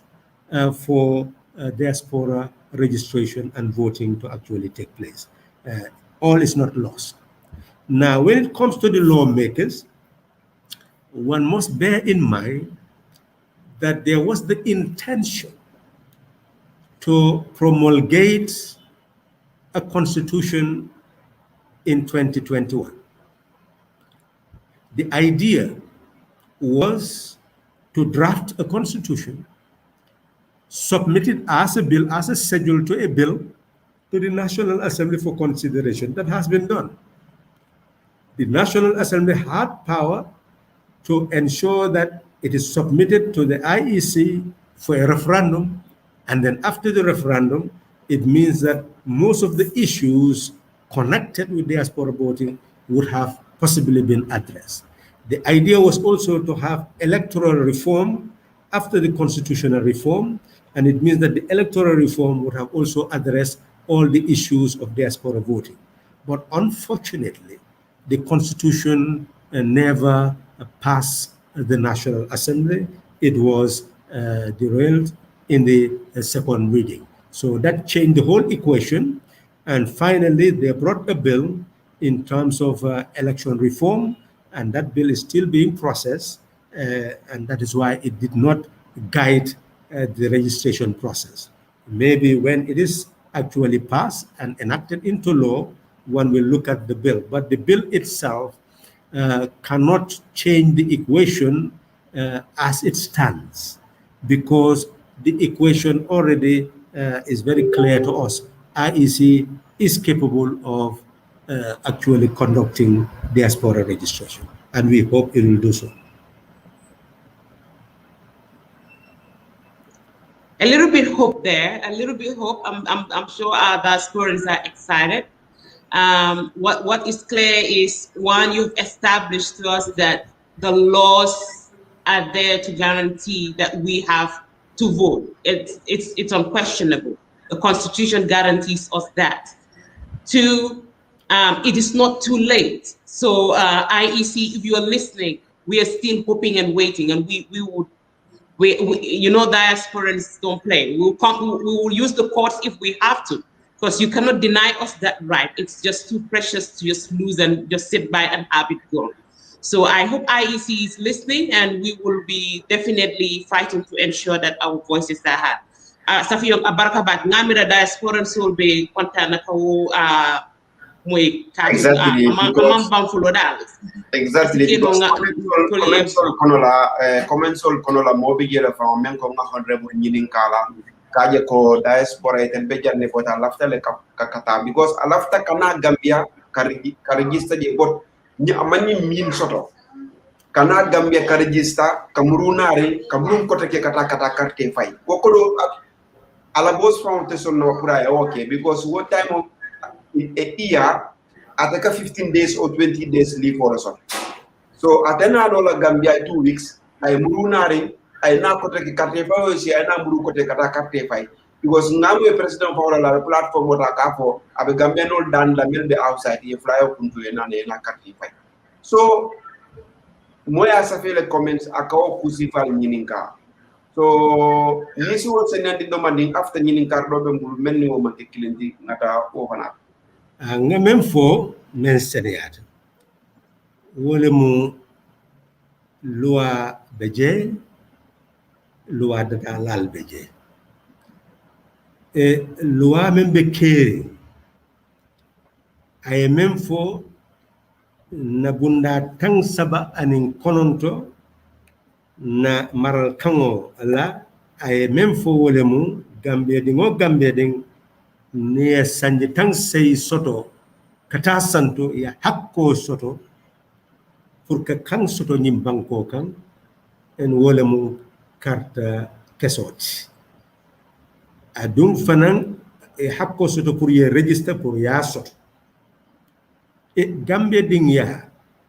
bawo itening ila passeport kata wo ka tinya ni tamata bawo banko la bunda alal mala kango abunda muang aning lulu abunda fula nyangoto ay même fo wala mo Gambia ding si tama Gambia banko be kan asi sino da Gambia banko kan asi banko bula fanan oto wo mo hakkolet e loi me ya lonko wole be wote o kunya kunna woy fanan ye même fo abunda tang aning killing wole mu safo men nyanda kala woto a nyanta futala Gambia dingol membe bant wobe saferenje abunda keme tan nani adin killing ako wo ku killingo isi mo register wo pour wol fanan woto ke in a presidential election woto mo ka men nyinin kanun wole mu bawo bunda tang saba anin kononto ko Gambia dingo si register constituency kono iye membira no wala mu Gambia dingo membe banta wo mon constituency so bare munto ko banko la loi ya seniyanti bawo banko la loi membe wote kunya ay mem fo wala mu ni mo be safela anyanta sabatila abe safikan dam constituency abe safikan damen wala ay wuluje o Gambia ding me yalonko wulta Gambia inin wulta constituency la kon iboto constituency la kon woto isi register wo constituency ko wala kendi ntolla karolon ko loi membe caring akanyanta pour Gambia dingol membe banta wo ye register banta ye woto woke pour ni banko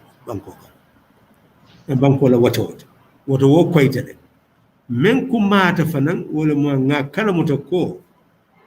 tarde wo la fita kala nun bawo mo bebe jikirin ko maral kan kuto abe dadalane ahammo asafeta ahamma kayto safeta bawo luwaka folo hammolela ni ko bil ko Muhammad kayto lati ni ya nati député bu ngoto député yo song ya tammindi président ya signé ay ke luwati woto hamma kayto sotota nun pour que banko la maral kango kuta yanti bare wo hamma kayto ka biring anata député bu ngoto tumanno ni wo tambitanu IEC parata mennanu wala mu e diaspora registration yeke nyin karo kono 2021 ala calendar ay men safi je nun wala mu diaspora registration be kala July karo 2021 bari wo tamandir ñabe be tuntun nen ñing maral kango kuto la kam bari wo maral kan kuto mo be yaaje ko aman tambi député bu ngoto bawo aman tambi député bu ngoto wala ya kende me hammetanu wo manna keno ila fita kala ñaame bari hani kebi inata que lafi pour que loi me ya lonko abe wote kunya kunna pour ka kuta yande wo hamma kayto abe député bo ngol bulu iba kese yandi kan ana munto ko ni parata ni ya tamminde président mo benala ka ke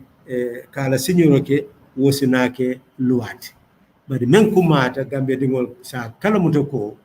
loi membe keri sani amang gambe dingol bali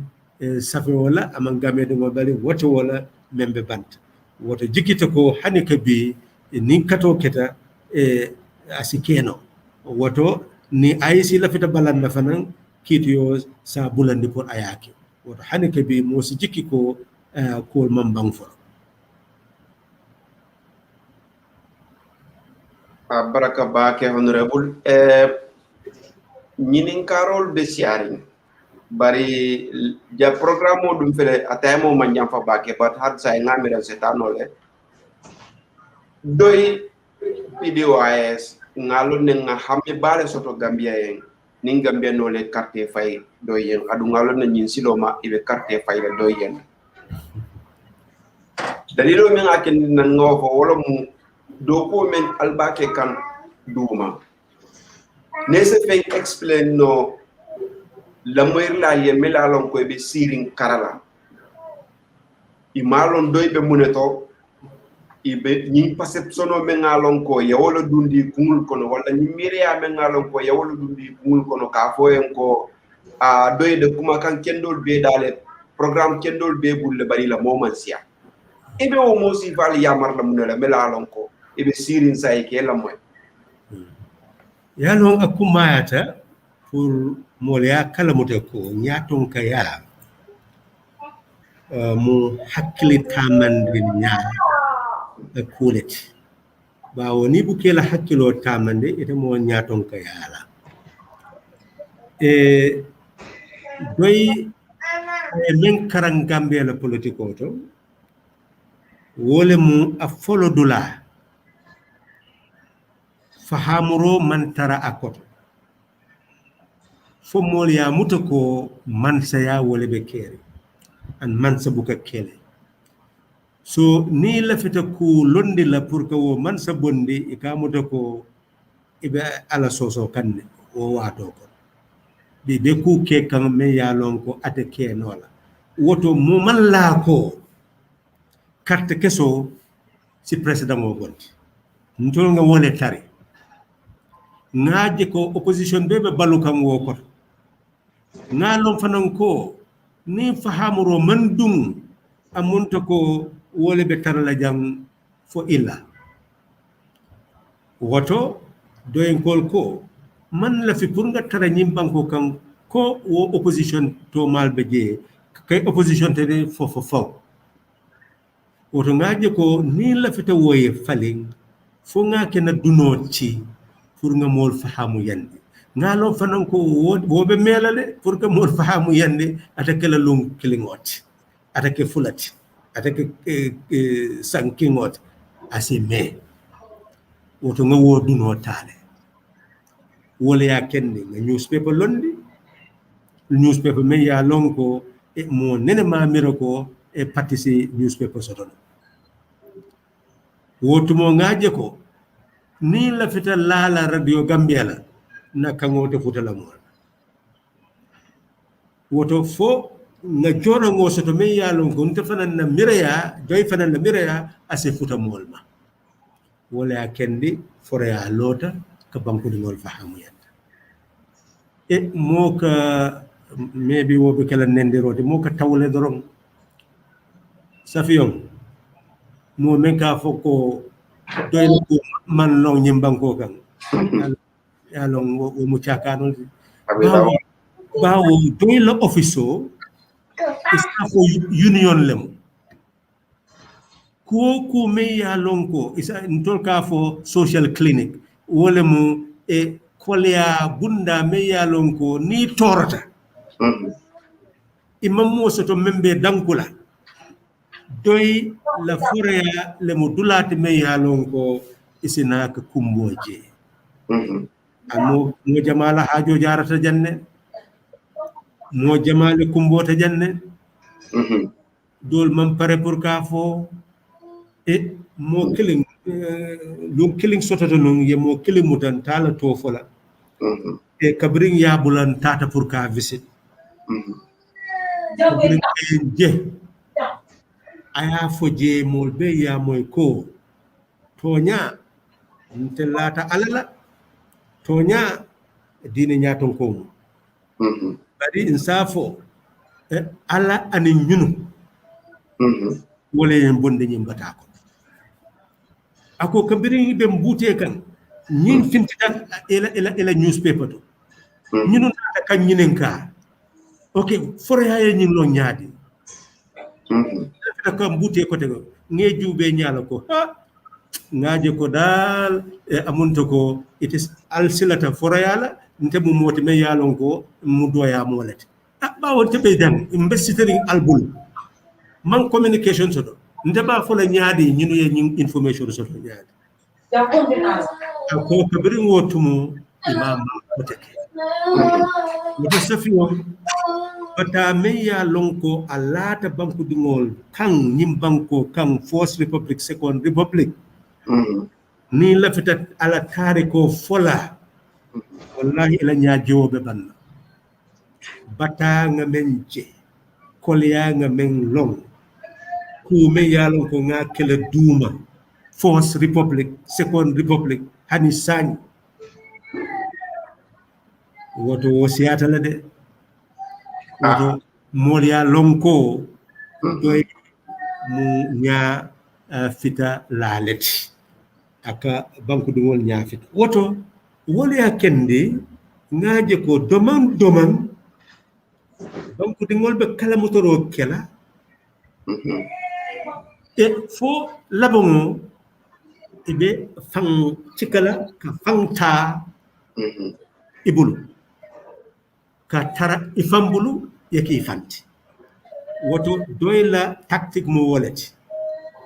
dol me ya lonko iman lafi wo tactico ay sabati wole ka kele ka fogo ñi safer ba aman nafaso do ñi kay como ba man nafaso do kumo doron politico mu nombalete ni ma nomba soto do e ta banko mara bari yen nomba soto sanji jelu e ma banko mara no yen nomba soto sanji delu first republic second republic e bari e ma banko tano konko be kaf kandoro woto doyle fero ke ko bawo jama wole ka banko bondi abe dabe woto fo nga tactique soto me yalon ko on si jama ka fondi nyoma wole ye alliance sol sotondi doy sonta pour alliance sol yeki a tarata nyaton ko la pour ko alliance sol be topoto wo alliance sol li continue ta ka sembo soto for 2016 ku me yalon ko hanimu killing nena ma miracle na man ka doy kolti ko asikeno anata kake wole mu banko ye falling carte kesole la woto fo fero pour que mol kafundi ñoma pour nga banko fali ngaaje ko wo falindire nya fula wole becce ñaala falingo me ya lonko ka kumo fale kanyada bo DJ kanyada do keji na ko DJ wo mu killing let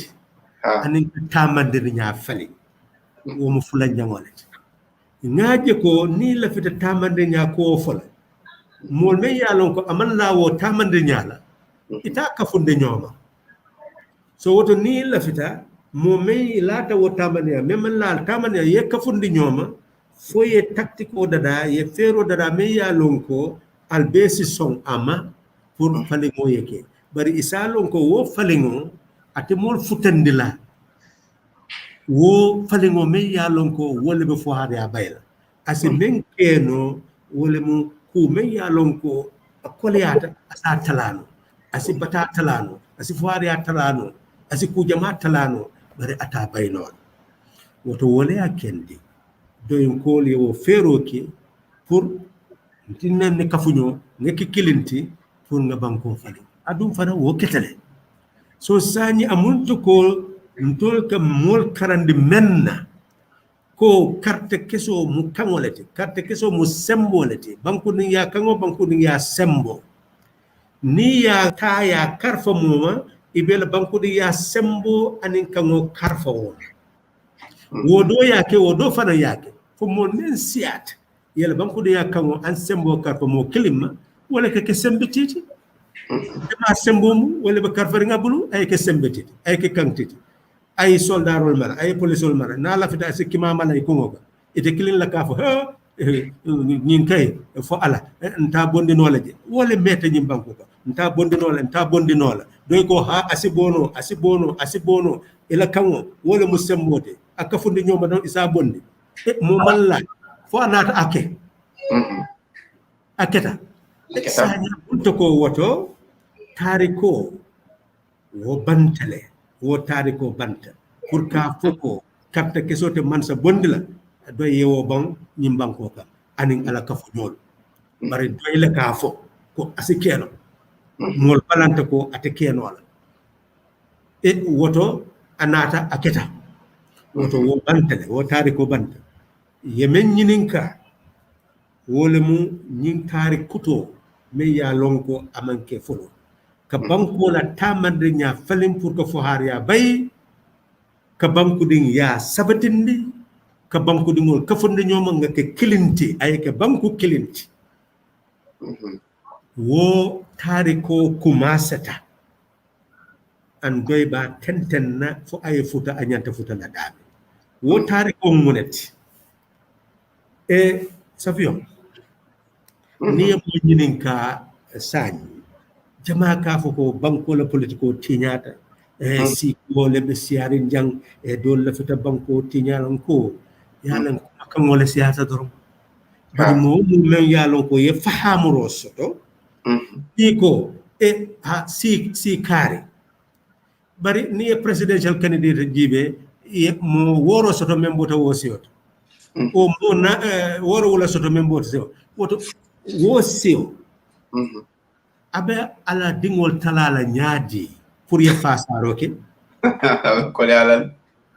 yalo yalo ni wo kumol pese yaaje ko kuma ken sembale be foka bawo ni ko nta bota nyi seto nyi ta fana bota je woto ibe mu jumale fasala siyo kam ni ye fasaro ita kele siyo kam bawo bere bota wo siyo so woto mol nyanta wole sutela ko dol ka kuta yeke jora moti ka mol filindi so bajela ko ni ye noma be fililale an alabango ite ku falin nola bawo ngo politiko afata ka biring akumaseta independent watol wala yakende ka biring jawara banko tadron aya lonko taye results o jibe election men keta janning universal suffrage sort of 1960 taye ya jibe munam keta results sort of wato so bajelo ko mote lala wokan pour que banko soto nyaato jawara ye woleje aya hayna aya joko woto asi mo jama ka fonde nyoma wala ya kenni atata base ning asan musa kabara nyol ye man la fi mo jama la tofo ay wolbe ka fonde nyoma ke bondi ibada men ka bulande ala patio ko because aya lonko wo donon le ba kendla asi banko marano so woto momo me ya lonko ye Gambia tare ko lon ni la fata fatam fanso kela banko dingol tema isa lonko ite nyim banko marano and doy ay woleji ko banko momo memba marla avec la mobile dingoti avec la hadama dingoti memba kala mutaloko Gambia ka bring 1970 aketa banko ti me ya lonko banko dingol le tamu killing aningela carte keso ni ba jolonna mo buka taraje ite killing dorong le ka taraje woto wo man fatam fanso nyininka ay men nyininka wole mo banku ding yaati and wo banku ding ya wole mo jamaati wo banku ding ya ni pota koto dorong iketa adomanding mati imanke jamaati koteke woto ni kafuta siyo kam ni kafuta dino kam ni kafuta musaya kam ni kafuta fondinke ya kam hani kabi jamaa be wole siata itebe doyale kono men kumata ntol be nga kala mutako ni lafita jamaa keta jamaati pour banko yeke gambiati woto killing anyanta fan kala mutala yela banko dingo bunya yela banko dingo kanu ntol be nga nyo kanu ngena banko kanu wole be banko sambala woto pour kela ko mo jaabi ye même fo ye wole dundi mo la tulodo ko doy ko kuma kendole fo bari motabolo bari safion ton nga politiko ke nyamen ka bring force republic ka wule nga dum bolong ba kono ni dun teje nga ta banta bato ni lota banta bato nga diamu amam ke montor watu kilingode montor watu fula ibe diamu kan mol ka bo ela kordal ko do kana kela tulolo ni ko mo bante ka fo nyinu man na politiko la iba kawandola hani ke bi mo ko mol bu ko doy la ko mo moy yalla wo mo ko maken sa ngolati de tawante afana be jele da si fono la doy ye nyim banko be tama pour ko jong ya julo kuntu jong ya julo mo muneti hakilo la jong ya julo mole jawyata bulo la jong ya julo woni hakkilo siti isi hadama dingo ke ni soti isa ke falote isa ke soti ke julo mini akangola kasele akan ka bayndi fo afata dame ate kutito no la dunya kon abe wulu la bata kono ay mem bata kono ay ke be bata kono ay fa bata kono wo kumo a fintita wulli banko kan ntidin sidira tamata je alota banta bato akumata ala ter killing e wulta kafuñu wo ko tegulo kono sama to tabulu abul dondi yobe farare an ñingol be tata ni ya jibe yeside jibe wotumo iba falo ko ñimu fondinkele ñimu kebat annata a jeleta ka fo ko side ila fita banko tala ibe ko la so ni man jawara mano nate ite ñim banko maral abe jelekan ne wallahi so nte nga jibe amunto ko na nyaaji wala fita boyla na ntorata na sondo modo ko ñin jibe do ay jibe ko ha ngamen fo wala mu toyal ala fita tulun na ko ngamen fo toñalem ñin ne moy la ka fu ñot ata ñim banko maral na man jawra mano na abe tulum so na hakkilo ko no ay men tabi wala mu ñin awulu ta bata ko men ta bata ko keba ta bata ko ni alama ma ko aba fala bata ko adi mo fana wonyo alama man wonyo sidia nata pour ka tonya yitende pour ay dum tuloto ko banko la aran keso lempo men ka dunje banko dingol le tamu marchandise na dunte nyim banko kan juti ka jole marchandise tio na ba wafila ay men jotuto aba la marchandise da kan ka wafi molma woto ni ye kuro san ite la ya dun aran keso to bawo aya yala kodo murun ni ye sukuro san ko ni ye kandiyo san ndolbe wo Kachaa ke kam atabe tulumol so woto wol mu kumoti me ya lonko doy commencé ta ka mol karandi dol kalamutata dol man kalamuta bari wo keta silote me ya lonko banko ate barkanola akoma bankote barka nola londo koma bankote barka nola tonya koma bankote barka nola kambengo koma woto o keta doyla politikote kamol karandi ya fahamu rosoto ke kambendi tonya kan pour nga banko bot woto mune mu jaberote kabiri ngaje ko ya fandi mola tuloto ko doyma mol soto adum fanan e banko falinte nyaadi ni kafuño ya manke pour ka falin and ni result jibe 2011 e coalition fula le soto killing 11% soto wodo ye 17% soto mune ye fata ni wo be kafuta nyoma 2016 tumale sa foko e nyingle ya kendi ganyo keta bawo 2011 e dabo lot ay 17% soto United Front load ay 11% soto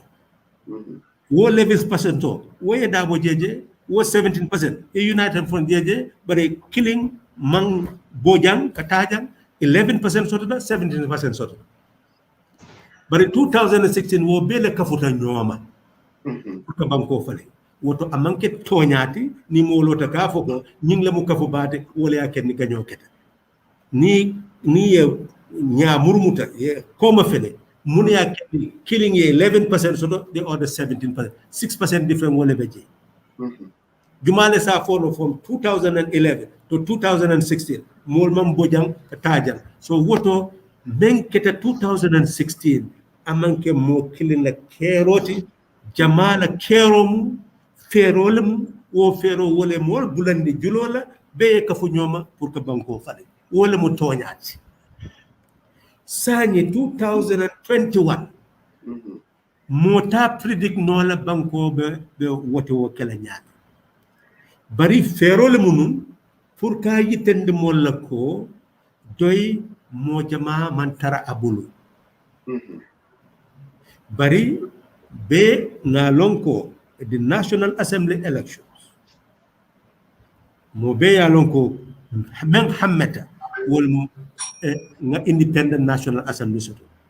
bari inata ka wo be bay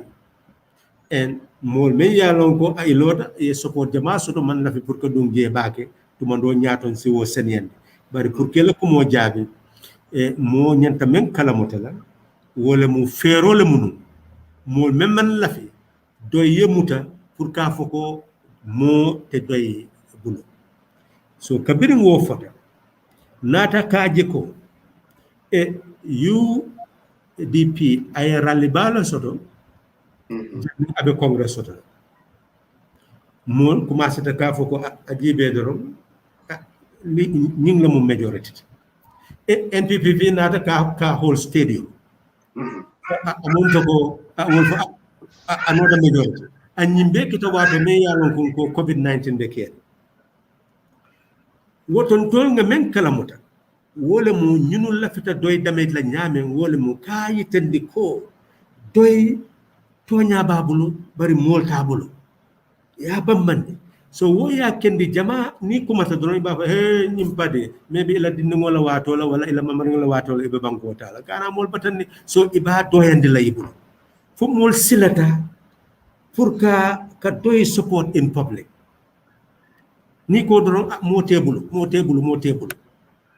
woye men yitandi wala mo jama keta closet doyde e ka fam mabore e buka fam fo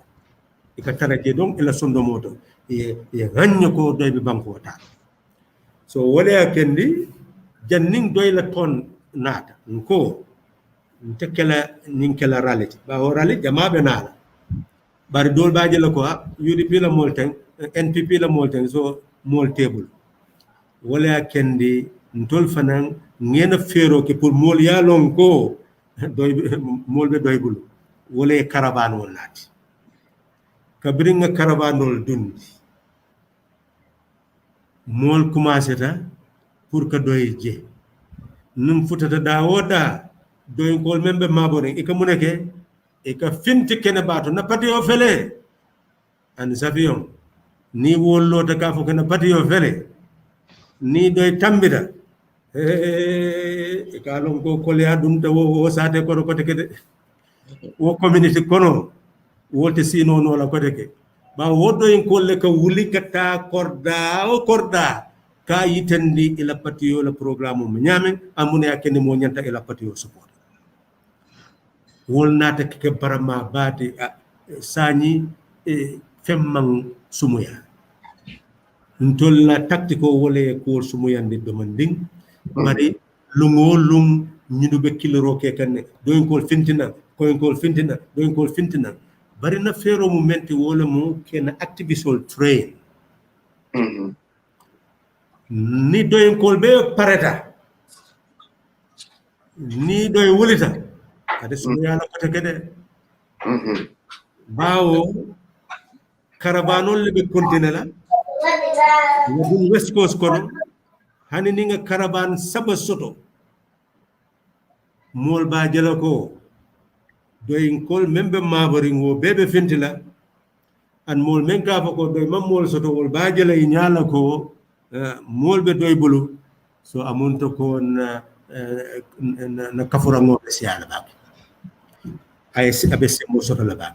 so iba jela ko wo ko la na activistol be wulela kadum satel kono ka mol mobilize isaje ko doy ala manifesto isa dundi mol la tulo mol la hakkilo kono pour banko ya falin anyata falin la nyame oto tonya manifesto la fero pour mo meya lonko e be dunya be kono anin gambia be ye pare pour que la support di ka yitendi ko e pareta at least $100 kana foko mba batula fo August October jannimbe wo kodo sifa bondi la na bondi ta sani hani na keta 1000 people ti amuntu ko pour que nyin karabanol beke in West Coast, in KM, in Banjul, and in regional caravan in all the other 5 regions was pareno sani and ni wo pareta hani July was keno ali August was keno so ni wo be pareta ngena active sol dundi banko kan ma mera mo be mo falo kote ko mo mantara doybulu ngamere ko debe ban wala mtonyate sister Elizabeth wo wayin hakilo bulande because lafta ka jefolo demande but mbe bulala kese nyandi mol makaje ko donational mela lon ko nyanta kala pour doyi en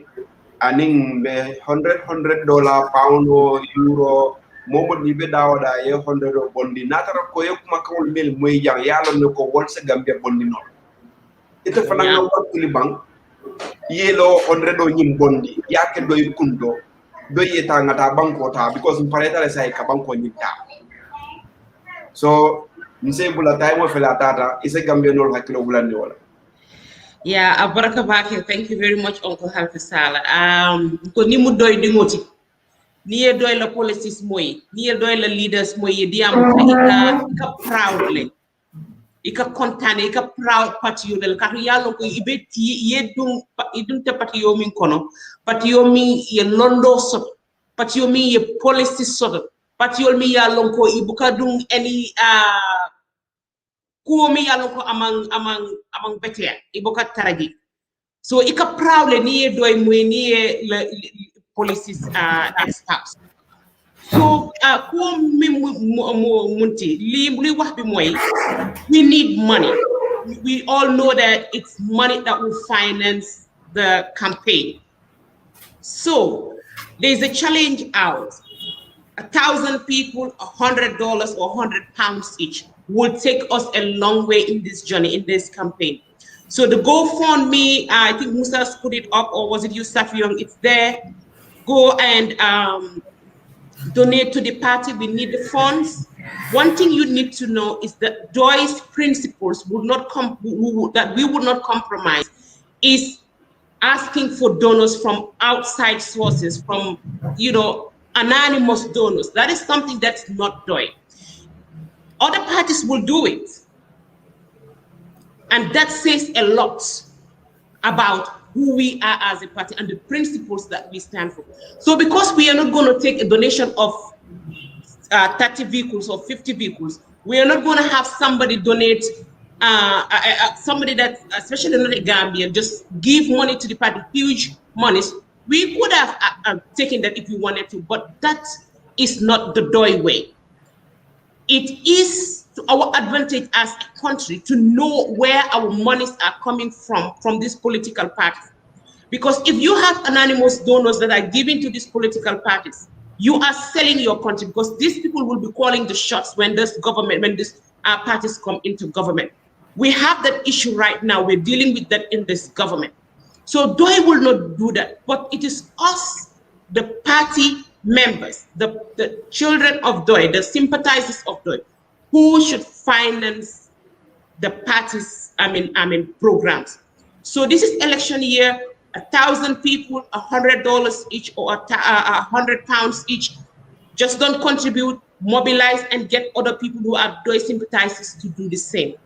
So Safion, and I also want Uncle HALIFA SALLAH to explain more, if time permits us, Safion, can I ask this question here? Yeah, good. So it's about the finances of the party, Uncle HALIFA SALLAH. This is a principle that I particularly respect very much. And if there's one thing that drew me to the party, it's one of these things, that the party is very clear on the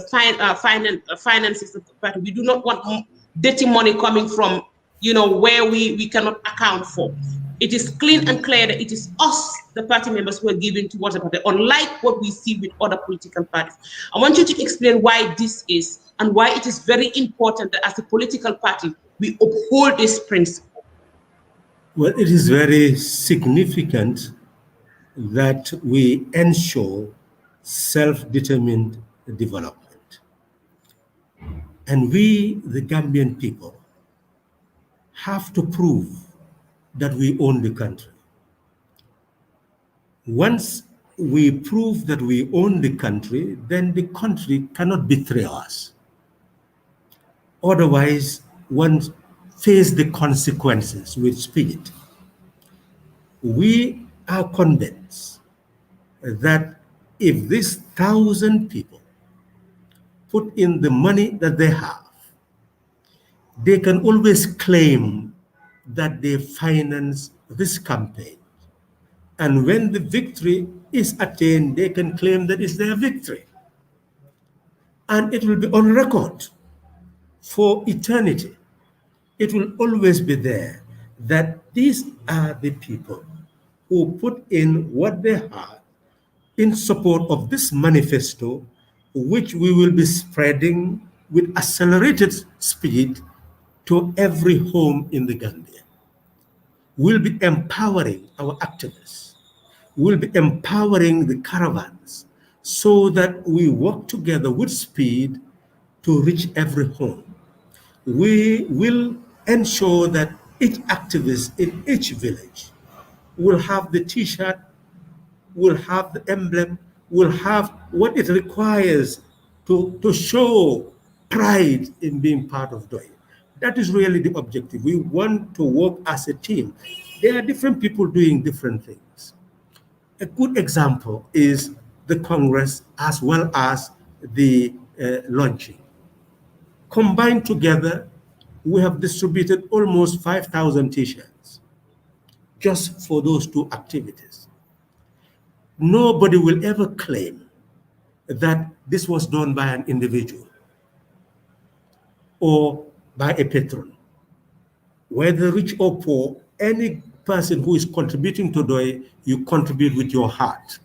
You do not contribute with the intent to show that I am the patron of the party. And with that, we are building a leadership ultimately that will be put in office by the people themselves. And that leadership cannot in any way ever betray the people without a cost. So we are convinced that this is the best method of ensuring that a leader will not come tomorrow and say, well, nobody put me here. I bankroll myself to this office. Clearly, for DOI, that will never be the case. And we must ensure that that's not the case. Yes, we could move in that direction. You can always move to your family members and say, I'm a presidential candidate, but that has not been the DOI way. It is not appealing to family. It is not appealing to friends. It's not appealing to anybody who can patronize. It is appealing to the genuine Gambian people who are interested in system change, a change that will bring about a very decent country where every person matters, everybody matters. We want the people to see themselves in the change. That's what we wanted in 2016. We did everything to make that possible for them. Yeah. On the 25th, should have been Christmas Day in December. 24th Eve, Christmas Eve, the president addressed the nation.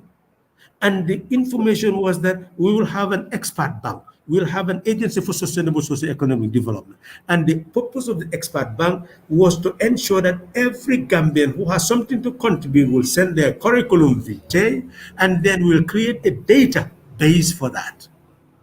I was in charge of that program.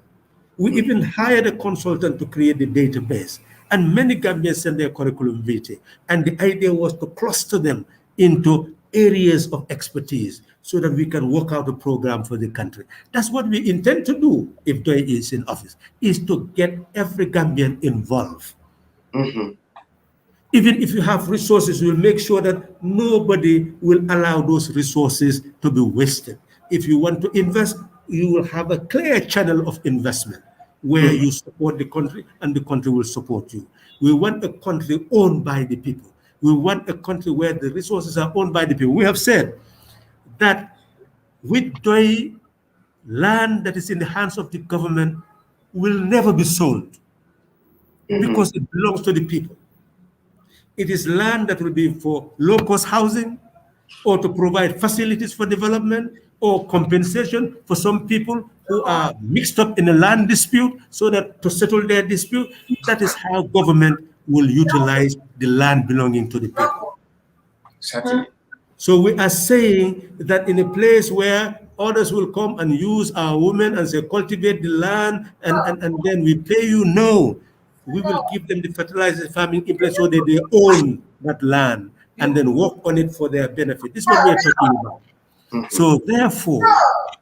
each Gambian should be proud to contribute to the change in order to take ownership of the change.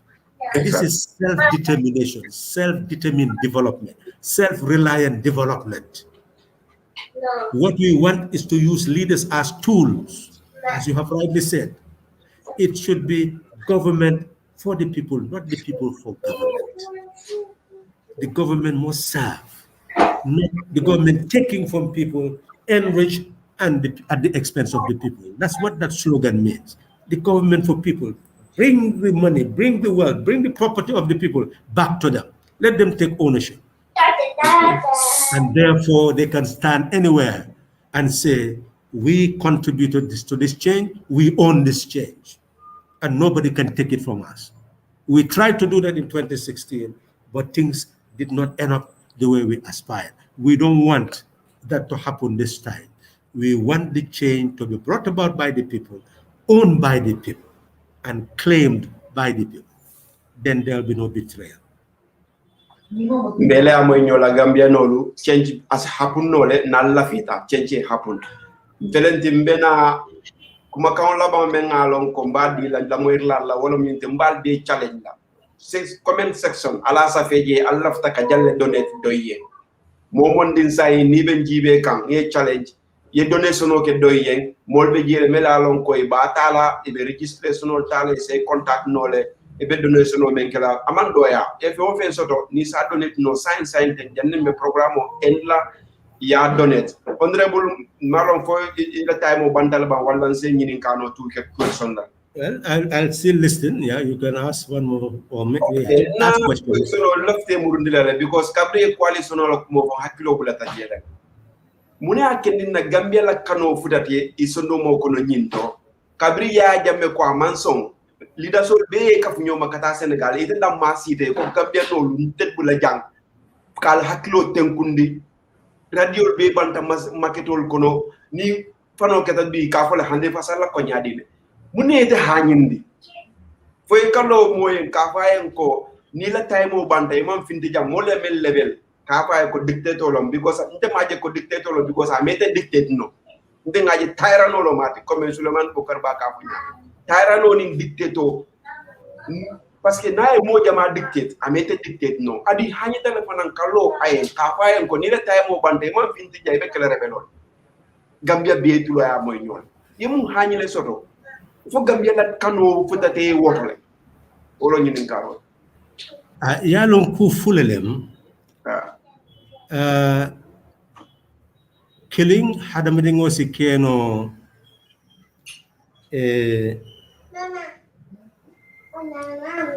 moti men hanyita an hadamedingo si keno moti men yalon ko ye duno long ye duno chika ye la ikumo kan fo ite ku kenola men yalon ko aningo mantanyo ni ye duno chika ya la ikungo kan mo mala ikungo kan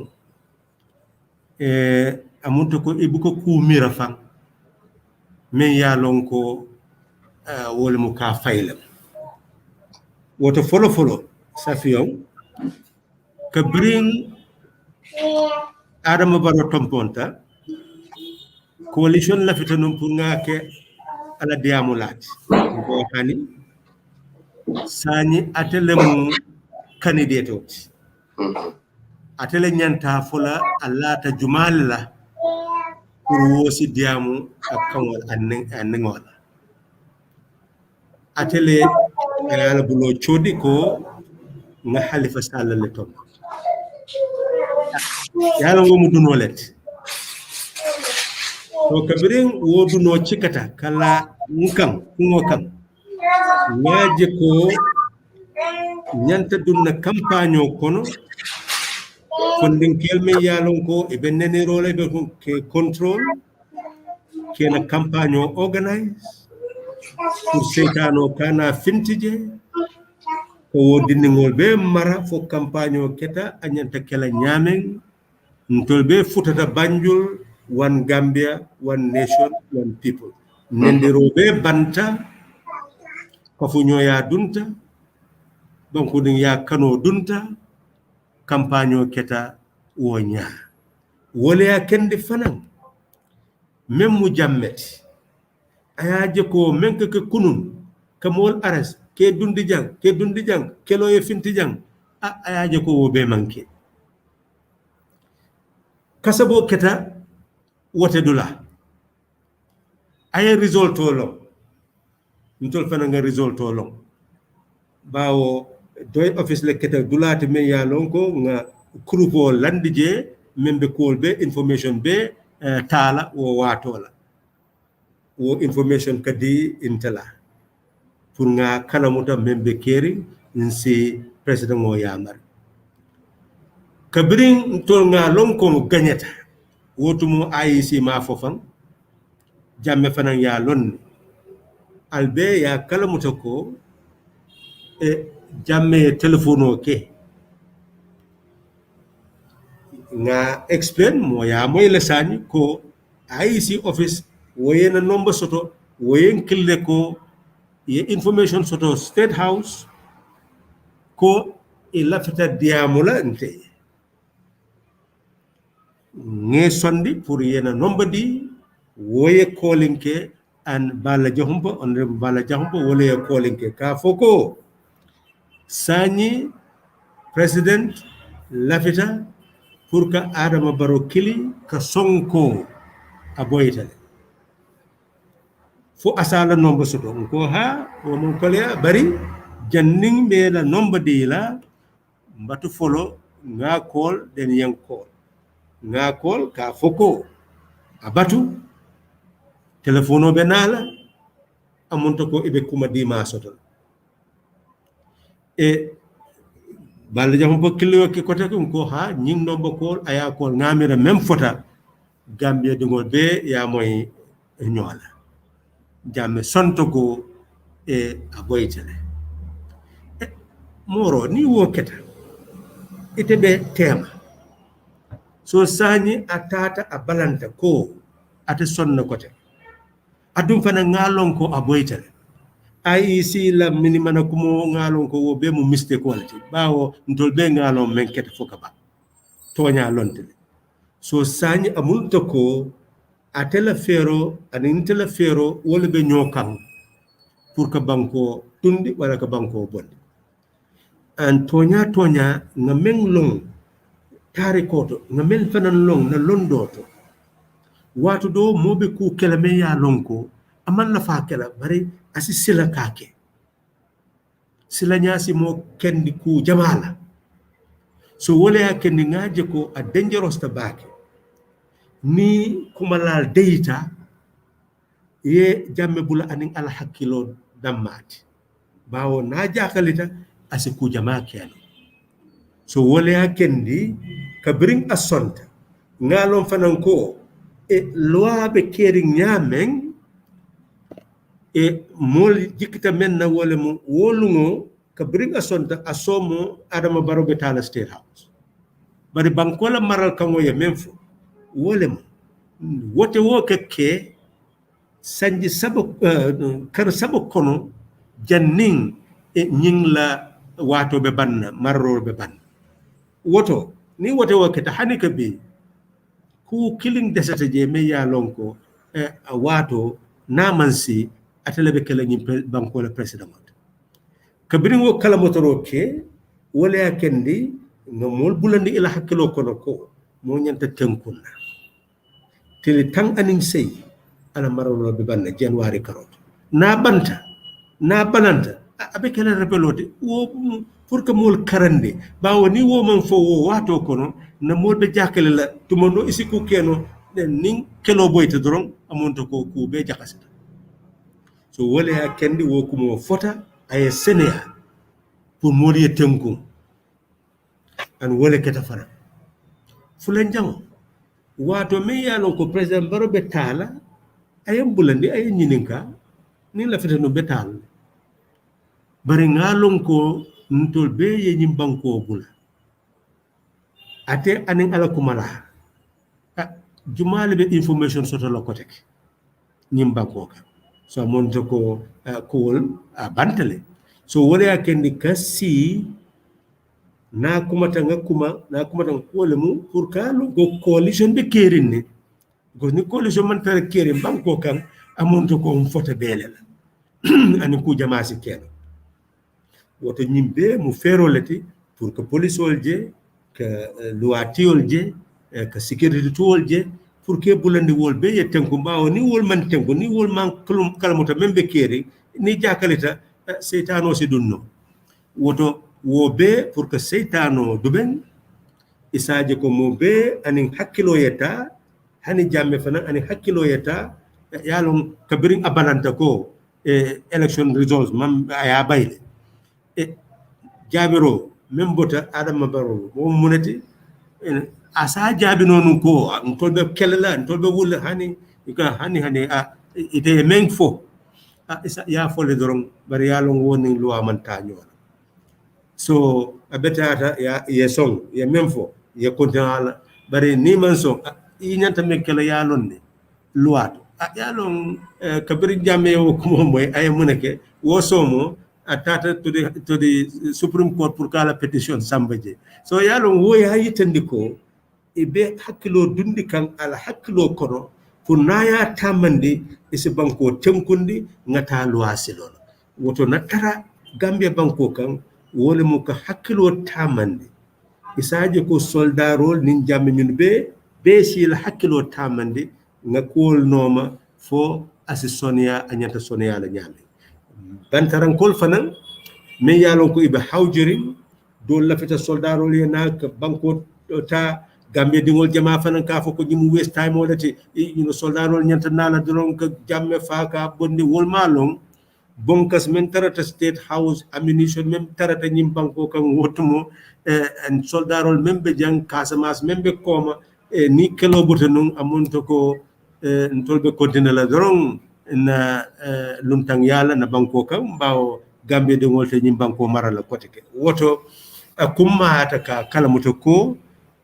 banko na futata tembo do to fo ay hakkilitiyol soto be yalon ko ye men ke ye men fo avec la kuti men yalon ko asi hakkilo bulande mo bela fo be yetanko nga banko bonde amunta ko wala mudon amanke ka fatiya yitendi juuti lemu nisano yake amunta ko aketele bawo aketele wala kendi nka fo moliye mararo men keta jannin abe banta keta mararo te men yalon ko mo man lutinke faro manke bele tankunta fo men gagnata nata ay bankota sani aba maraka woto wala mu tarikote Sister Elizabeth ngamira sa in time o tatal nawek felenti sa honorable bula bibolo kono la ngamen sabla eta ko nyadi sela kuma la bawol di doron na soron ka tu sai sabla eta batata ba ke la batana kabri foni kana ke dan kumo la bijan sa 2 hours 30 minutes mba tentula ba ke mba jangila barka ba ke onre barka